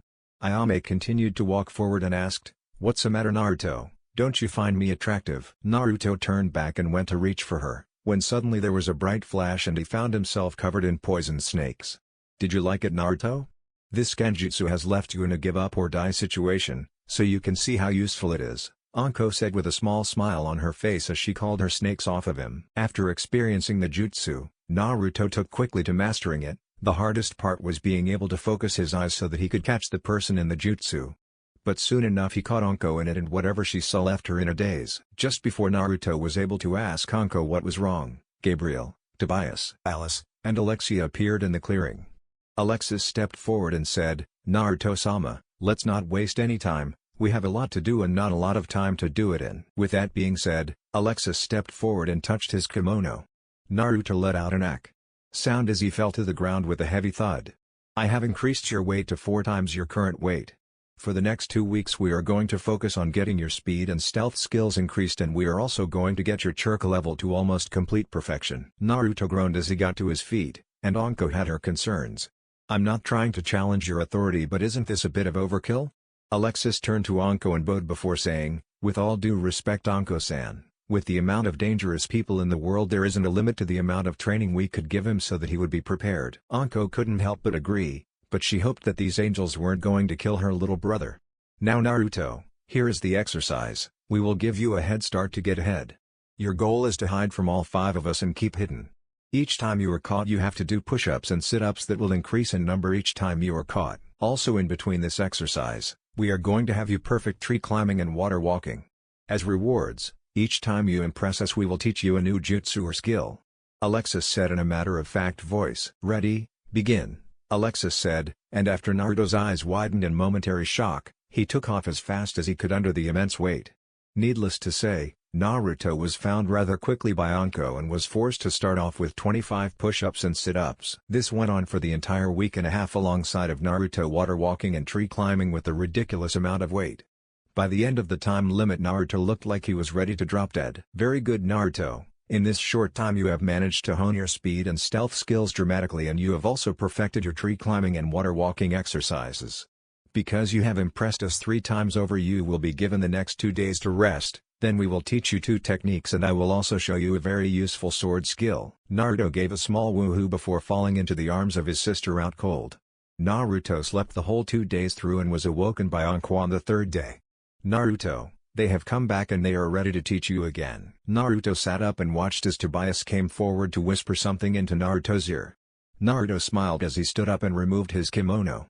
Naruto arched his back and let his wings burst out. "Ever flown, sis?" Naruto said with a smirk on his face as he zoomed forward and grabbed a hold of her. Before she could protest he leapt up and began to flap his wings, sending them sailing into the sky. Anko clung to her brother amazed at his new strength as he held her like she was as light as a feather as he glided through the air with grace and style. After a while Naruto set her back down on the ground and walked up to the angels with a grin on his face. Gabriel took a step forward and said, "I'm going to teach you a sword style now as a reward, Naruto. It is called the Fire Torrent Slash. A simple yet effective attack with a simple yet effective name." Naruto nodded and drew his sword.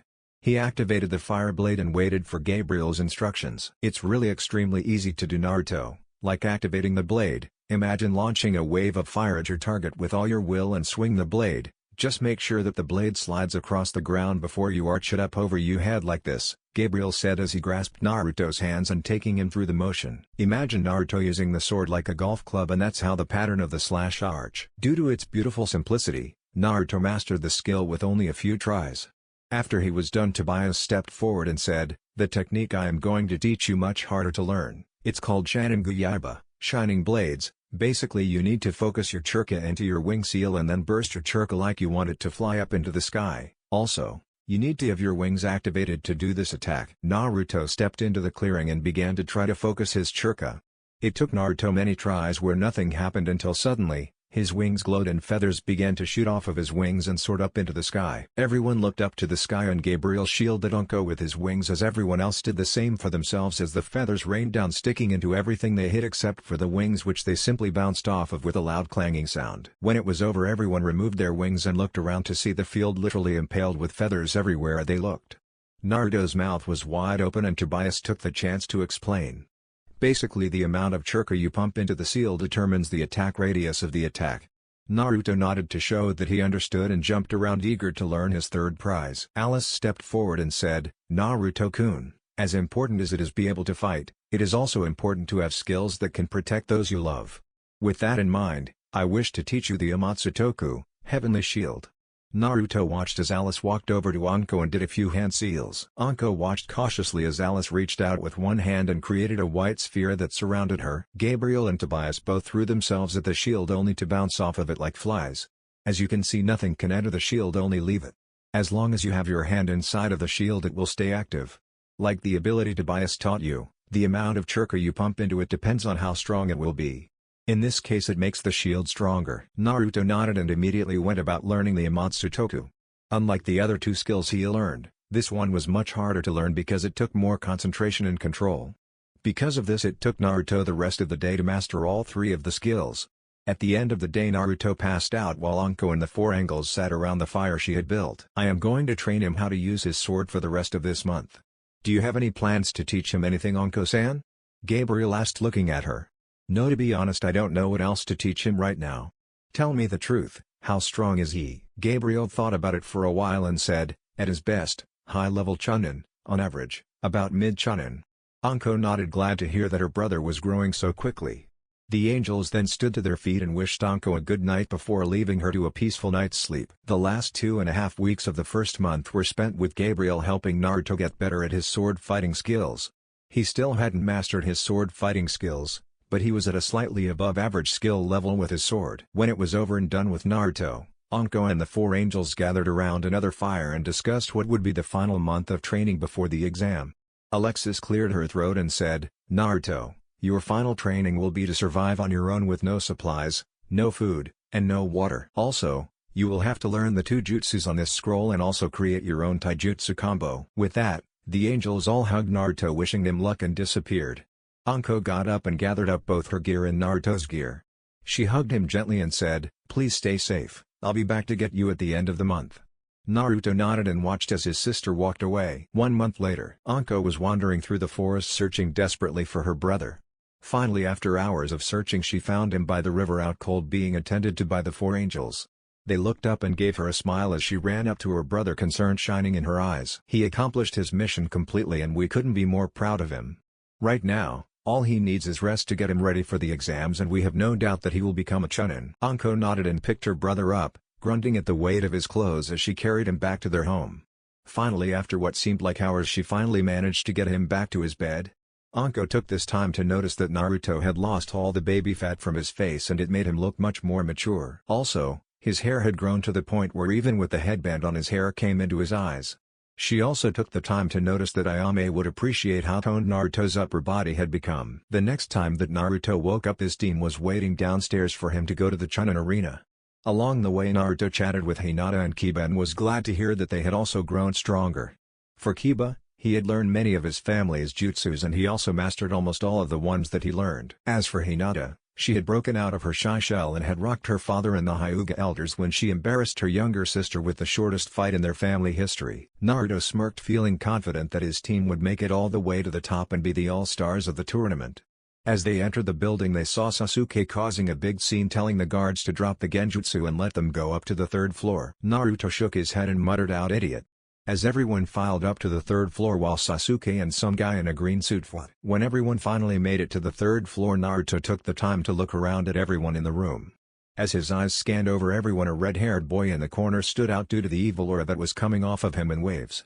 Naruto shuddered as he felt the madness that had corrupted the boy when movements to his left caught his eye. "My name is Inuzuka Kiba and I am going to wipe the floor with all of you," Kiba declared while a panicking Hinata tried with all her might to pull her boyfriend down from the table he had gotten on. Naruto growled as he pulled Kiba down from the table roughly and whispered, "Idiot, stop drawing the attention and anger of everyone here towards us, you're putting us all in unnecessary danger." Kiba muttered out that he was sorry and that he didn't know what had come over him. Naruto looked around and to his horror he saw that his worst fears had come true because every team was glaring at him. Naruto scratched the back of his head sheepishly and said, "Forgive my zealous teammate here. It's how he deals with his nerves." Naruto let out a sigh of relief as all the assembled teams grumbled and let Kiba have one last vicious glare each before they turned away to go back to their own business. That was close. You should keep your stupid friend quiet if you wish to live long. Naruto turned around and saw a silver-haired man with glasses on staring down at him. Thanks for the obvious advice. My name's Uzumaki Madarashi Naruto, what's yours? The silver-haired man chuckled at the blonde's sarcastic remark and said. My name is Kabuto, it's a pleasure to meet you Naruto-kun. I wish you luck in the exams. Naruto watched as Kabuto went over to the rest of the rookie nine and pulled out some cards. That man reeks of snakes, stay away from him Hinata, Kiba. They both looked at him strangely but Kiba understood knowing that only one person smelled of snakes beside Naruto's sister and himself, and that person was the S-ranked criminal Orochimaru. Do you think he is somehow connected to that man Naruto? Kiba asked quietly. I don't know Kiba, but I have a feeling that time will tell. No sooner had he said this than did the sound ninja attack Kabuto and shatter his glasses with the sound wave attack. Naruto watched with interest as the door was kicked open to reveal a tall man with a wrapped-up face. Alright you little maggots, no more fighting. My name is Morino Aviki and I am your first examiner. Every team must choose a team leader. All leaders are to line up at the door and wait for further instruction. The large man yelled out as his eyes scanned over all the Genons that were participating this year. All the teams began to talk and many choose their team leaders immediately. Team 7 was having a slight bit of trouble deciding who would be the leader because Kiba wanted to be the leader, but Hinata believed that Naruto would be better suited for the job. Kiba-kun, I'm not calling you weak. I just believe that Naruto here is the one to most likely keep his cool under intense situations and that is what we need in a leader. Kiba finally gave in to his girlfriend's obvious logic and Naruto stepped into line with the other team leaders. Alright, all team leaders will follow me into room 305 for special instruction. The rest of you are to stay here until further notice, and remember, there will be no fighting unless I give you specific instructions otherwise. Anyone who is caught fighting without permission will be removed from the test along with their teammates. With that being said, Ibiki walked out the door and the team leaders followed very closely behind. Once all the team leaders were behind closed doors, Ibiki turned to them all and cleared his throat. As chosen team leaders, it is your responsibility to know your team's strengths and weaknesses. The first part of this test is done in 3 parts. One part is a written test, the second part is an ninja obstacle course, and the third part is a tracking test. You must take one test yourself and assign your other 2 teammates to one test each. Basically, all 3 members of your team will cover all 3 portions of the test. If you do not choose wisely and your team fails, the blame will fall on you. Ibiki took a breath before continuing by saying, when you have made your decisions, line up at the door but don't leave. You'll be called out one at a time. When you are called out, you will give your name, the names of your teammates, and which portion of the test you assign to each teammate. With that said, Ibiki left the room, giving the leaders time to make their decisions. Everyone was in deep thought and Naruto was no different. Kiba simply can't do the written part. Hinata is much smarter and with her eyes she can cheat even if she doesn't know the answers. The problem is who should do the obstacle course. With Kiba's family abilities he would be much better at the tracking test, so I guess that leads me to the ninja obstacle course. Naruto walked to the door and was second in line behind the red-haired kid who reeked of madness and bloodlust. The boy simply glared at him before turning back to the door. Naruto winced at the terrible feeling this boy gave and couldn't help but shake the feeling that somehow, this boy had something in common with him. Finally, after what seemed like an eternity, everyone was in line and they began to be called forward one by one. Everyone gave the information they were required to give and everyone was separated into 3 separate rooms. Naruto watched as more and more other people filed into the room that had been chosen to run the ninja obstacle course. With Hinata was feeling very nervous when she was taken away from her boyfriend and placed into a room with people she either barely knew, or didn't know at all. She sat in a seat and watched a female chunin enter the room and explained that they had been chosen to take a written test to see just how smart they were. The tests were handed out and everyone began just as 4 others entered the room. "You're late, take a seat," the woman said as she handed them tests off of the bottom of her stack. This went unnoticed by quite a few but not by Hinata. She looked down at her test and saw that the questions were ridiculously difficult. "This test isn't to see how smart we are, this test is about how well we can cheat," Hinata thought to herself as her heart began to pound in her chest. She placed her head down on the table and took a few deep breaths as she activated her Byakugan bloodline limit. She quickly looked over the tests of the last 4 people to enter the room and saw that their tests were already answered. She was cheering on the inside at how easily she figured the test out as she quickly wrote down all the answers and deactivated her Byakugan bloodline. She let out a sigh of relief, hoping that the boys on her team were faring as well. With Kiba looked around and thought, what a bunch of chumps. There is no way that I am going to fail a tracking test. His group had been informed of what they were going to be tested on the minuet. They all walked into the classroom where they were assigned. Their goal was to find one of a small set of red bells that smelled like a rose. Kiba tensed as a chunin came up and said, "Alright everyone, get ready, and go." Kiba leapt forward on all fours. Akamaru clung onto the hood of his jacket as Kiba shot ahead of the pack, nose sniffing as intently as it could. After about 15 minuets of shopping, and 2 piles of flowers later, Kiba found a bell hidden inside of a gutter on top of the most popular dango shop in Koona. Kiba gripped the bell tightly and raced back to the starting line hoping that his teammates were faring as well as he was. With Naruto felt every muscle in his body tighten up, partly from fear and partly from anxiousness, as the red-headed kid who reeked of madness began walking his way, looking him straight in the eye. "What is your name?" the red-haired kid asked as his darkened eyes narrowed slightly. Naruto started at this kid like he had grown another head as he said, "Uzumaki Madarashi Naruto, why do you ask?" The red-haired boy just continued to glare at him and said, "My name is Gaara, I can tell that you are strong, I will enjoy spilling your blood in the finals." Naruto shuddered against his will as he watched the boy walk away. Suddenly a chunin entered the room and said, "Follow me to the obstacle course everyone." Naruto sighed, glad to get a chance to get as far away from Gaara as possible. He still felt that somehow the psycho had something in common with him, he just couldn't place his finger on it. After about 15 minuets of traveling they arrived at what looked to be a very dangerous-looking obstacle course. "Alright brats, listen up. This isn't very difficult, make your way through the course, at the end there is a wall you must walk up by pumping churka into your feet, using your hands won't be tolerated. When you reach the top, ring one of the bells, and that will declare that you have completed the course." After the chunin gave his explanation of the course, he raised his hand and swung it down yelling out, "Begin." Naruto began to race towards the entrance with a grin on his face, thinking that maybe this test wouldn't be as hard as he thought. The grin was quickly wiped off of his face as he jumped over a hurdle only to find a giant log held up by ropes swinging towards him. Naruto's eyes widened as he quickly hit the ground and did a roll as the log swung over him. Naruto quickly jumped the next hurdle and did a faceplant as the log came swinging back over him. He waited until the log passed over him again before jumping to his feet and leaping over the final hurdle. When he was done, he continued to run forward and he looked side to side to see that only about 3/4 of the competition was left in the running. He grinned as he hit the ground once again and began to crawl through a barbed wire maze. He growled as the barbed wire cut his hands, but he didn't slow his pace as he continued to give it all he had. Pretty soon Naruto was back on his feet and saw that there was a set of stepping tires that he had to run through. Naruto heard a strange ticking sound and looked down in horror to see that spikes slid into the holes of the tire and realized that they would impale his ankles if he didn't move fast enough. Naruto picked up the pace as he heard the sounds of screaming around him from some shinons suffering a terrible fate at the hands of the tires of doom. Finally Naruto made it through all of the tires and found himself at the wall. Naruto grit his teeth as he took a running start and began to pump churka into his feet. Though Naruto was feeling winded due to the amount of extra weight he was lugging around, he decided to run all the way up the wall and finally he was at the top. Naruto grinned as he rang the bell, happy to know that he had come in at first place. After the race, Naruto was led back into the room he was in before and waited as the rest of the leaders were led back in. They watched as the man named Ibiki entered back into the room. "Congratulations to all of you who passed your tests, but it's not quite over yet. You must all make an important choice now. Do you trust your teammates? If you don't believe that your teammates passed their tests, then you can decide to move ahead yourself. However, by doing this your 2 teammates will fail. It's time to make your decision." "What happens if you choose to believe in your teammates?" one Shinon asked.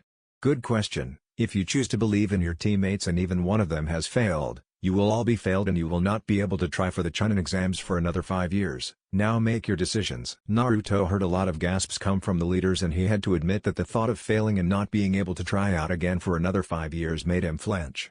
But it was then, in that small moment, that he remembered his sensei's words, "A ninja must look underneath the underneath." Little did Naruto or the rest of the team leaders know that in the other 2 rooms the same question was being asked to their teammates as well, in an attempt to create division and doubt amongst the teams. This would determine who not only had a sense of loyalty, but would also show who had the clarity of mind necessary to see through deceptions, 2 skills that were extremely essential for being a Chunin. Luckily for Team 7, the wise words of their sensei rang clear in their minds over and over again. A ninja must look underneath the underneath. With those words in mind, Kiba, Hinata, and Naruto all choose to believe in each other, and they passed the first test. The next thing they knew, they were all led to a new room and they all ran up to each other discussing their ordeals with each other. After a few minuets of waiting, a new man walked into the room and everyone turned their eyes to him. "Hello you brats, my name is Jiraiya and I'm your second examiner. Come with me and I'll explain the test once we get where we are going." With that being said, Jiraiya looked at Naruto and thought, "This boy, This is the son of my ex-student, Arashi. You would be proud of your son if you could see him today." As they traveled towards their destination, Jiraiya remembered the conversation that the Hokage had with him to convince him to be the second examiner. Flashback. "Why did you call me back here, sensei? What was so important that you couldn't put it in a scroll, even in code?" An impatient Jiraiya said as he stared down his sensei, the third Hokage. The Hokage got out of his chair and walked to his giant window that overlooked the village. "I believe that your student's son is ready to learn his father's legacy and skills, Jiraiya, and you are the only one who can teach him." Jiraiya bit his lip as he thought about this offer. On one hand, he was going to have to lug this brat around with him wherever he went. On the other hand, it was his only student's son and he knew that he owed to Arashi to teach his son. "Fine, old man. But he better not be a giant brat, and he has to be able to leave the village with me after the exam because I'm not staying here." The Hokage nodded his permission and said, "Everything will be done as you ask." Now with the matter of meeting him, I have just the solution. End flashback. Jiraiya growled lightly at how easily he had been roped in by the old man when he realized that they had already reached their destination. Jiraiya stopped and waited for everyone to catch up and catch their breaths. "Welcome to the Forest of Death, everyone. The rules of this test are very simple. Make it to the tower at the middle of this forest with your team intact. The catch is, one member of your team will be put under a paralysis jutsu so that they can act as an injured teammate. One person will act as scout for the team and it is the already chosen leader's job to carry the injured teammate and keep his team safe until you reach the tower. In the forest there are numerous chunin and jounin who will try to incapacitate you and your team, thus making you fail the test. Your secondary objective is to keep away from these chunin and jounin or fight your way past." With that being said, Jiraiya began to hand out forms to everyone. This is a release form so that this village won't be responsible if you are killed during this test. Everyone signed the papers and handed them back to Jiraiya, who tucked them away into a safe place. With that, everyone choose the person to be injured for their teams and Naruto chose Kiba so that Hinata could use her eyes to be a scout. After Jiraiya created several shadow clones and went about creating injured teammates, he said, "Let the second test for the Chunin exam begin." Naruto quickly picked up Kiba and said, "Hinata, stay ahead but keep within my eyesight. Keep watch for any of the chunin or jounin." Kiba groaned as they raced into the depths of the forest. Several miles into the forest and 3 missed chunin/jounin later, Hinata fell back to Naruto and said, "It seems that Sasuke and his team are fighting someone. However, this person has far too much churka to be a chunin or a jounin. I fear that Sasuke may be in danger." Naruto growled as he set Kiba down. "Hinata, protect Kiba until I get back. I will go scope it out." Hinata nodded and went to tend to her boyfriend as Naruto jumped ahead to find Sasuke. When Naruto finally found Sasuke, he found that both of his teammates were out cold on the ground and that Sasuke was fighting a losing battle against this strange man. Naruto got himself ready and waited for the right time to ambush the powerful man when he was his chance. Naruto ran forward, watched in horror as the man turned around and grinned like a maniac as he swung a back fist and connected with Naruto's cheek. Naruto went flying into a tree and had just gotten to his feet when the man rushed forward and grasped Naruto's neck. "Ah, they Kyubi brat, let's see that seal," Orochimaru said as he raised up Naruto's kimono. Once again, Orochimaru grinned like a maniac as he cried out, "Five-finger seal," as he slammed his fingers into the seal, causing Naruto to cry out in pain. Inside the Kyubi's cage, the Kyubi growled as he felt his cage shake, but his attention was immediately caught when he was the talisman fall off the seal as the seal began to dim down. The Kyubi laughed with excitement as he slammed into the seal, giving him just enough to take control for a few moments. At the same time, in the heavens, Gabriel released Tobias and realized in horror that the Kyubi had temporary control of Naruto's body. He gasped when he realized what the Kyubi had planned as he screamed out, "Tobias! Wait!" But it was already too late. With Naruto and Orochimaru, the Kyubi took over Naruto's body at the last second and moved so that Tobias entered into the cage seal instead of one of the bloodline seals. Tobias was forced into the seal, which released the Kyubi. The Kyubi began to laugh, but it was short-lived as he felt that the boy was still in control. "How is this possible? No matter, I can now influence the boy to do my will until I find a way to completely take over," the Kyubi said as he began to influence Naruto's mind to wake up and destroy the man in front of him. Orochimaru was about to toss Naruto away when he suddenly felt that something was wrong. He looked back to the boy and saw that his white and gold clothes had turned black with a red outline and that his hair had grown very long. Naruto opened his eyes to reveal deep bloodlust raging in them. Naruto grasped Orochimaru's hand at the wrist and snapped it easily as he lifted up his leg and kicked him in the ribs, causing a few to snap. Orochimaru groaned as he jumped backwards and said, "You won this round, brat, but I will have my prize in the end," Orochimaru said as he disappeared. Naruto fell to one knee panting as he heard this terrible voice in the back of his head whispering terrible things to him. Tobias was slamming on the cage, panicking, knowing that the Kyubi was free to ravage Naruto as he pleased. In the heavens, Gabriel was pacing back and forth, knowing that something terrible had happened when he lost contact with Gabriel. Gabriel made the decision to fly down and check on what was going on. The sight that greeted him left him in shock. Gabriel looked Naruto over and knew that somehow the demon was free. "Kyubi, what have you done?" Naruto began to laugh softly as he started at the angel with hate in his eyes. Now I know the truth. You lied to me. I could have had so much more power with the Kyubi in my bloodline, but you tried to seal him away because you are jealous of him." Gabriel's eyes narrowed dangerously as he knew that somehow the Kyubi hadn't taken complete control, but that he was polluting Naruto's mind with thoughts like these. "Naruto, you know that what you just said isn't true. The Kyubi is dangerous and you must fight him now." Naruto took a step back and turned to flee from the angel. Gabriel was about to give chase, but he knew that he had to go back to the heavens and explain what had happened and come up with a strategy to seal the Kyubi away again. With that thought in mind, Gabriel warped away, praying that they would not be too late to stop the Kyubi. After a few minuets of racing, Naruto made it back to his demon. Hinata raised an eyebrow at Naruto. "Another transformation for my bloodline limit, it's time to go." With that, Naruto picked up Kiba and they raced towards the tower. That's the end, guys. If you enjoyed, then make sure to leave a comment. This is Chaos Shinobi signing off.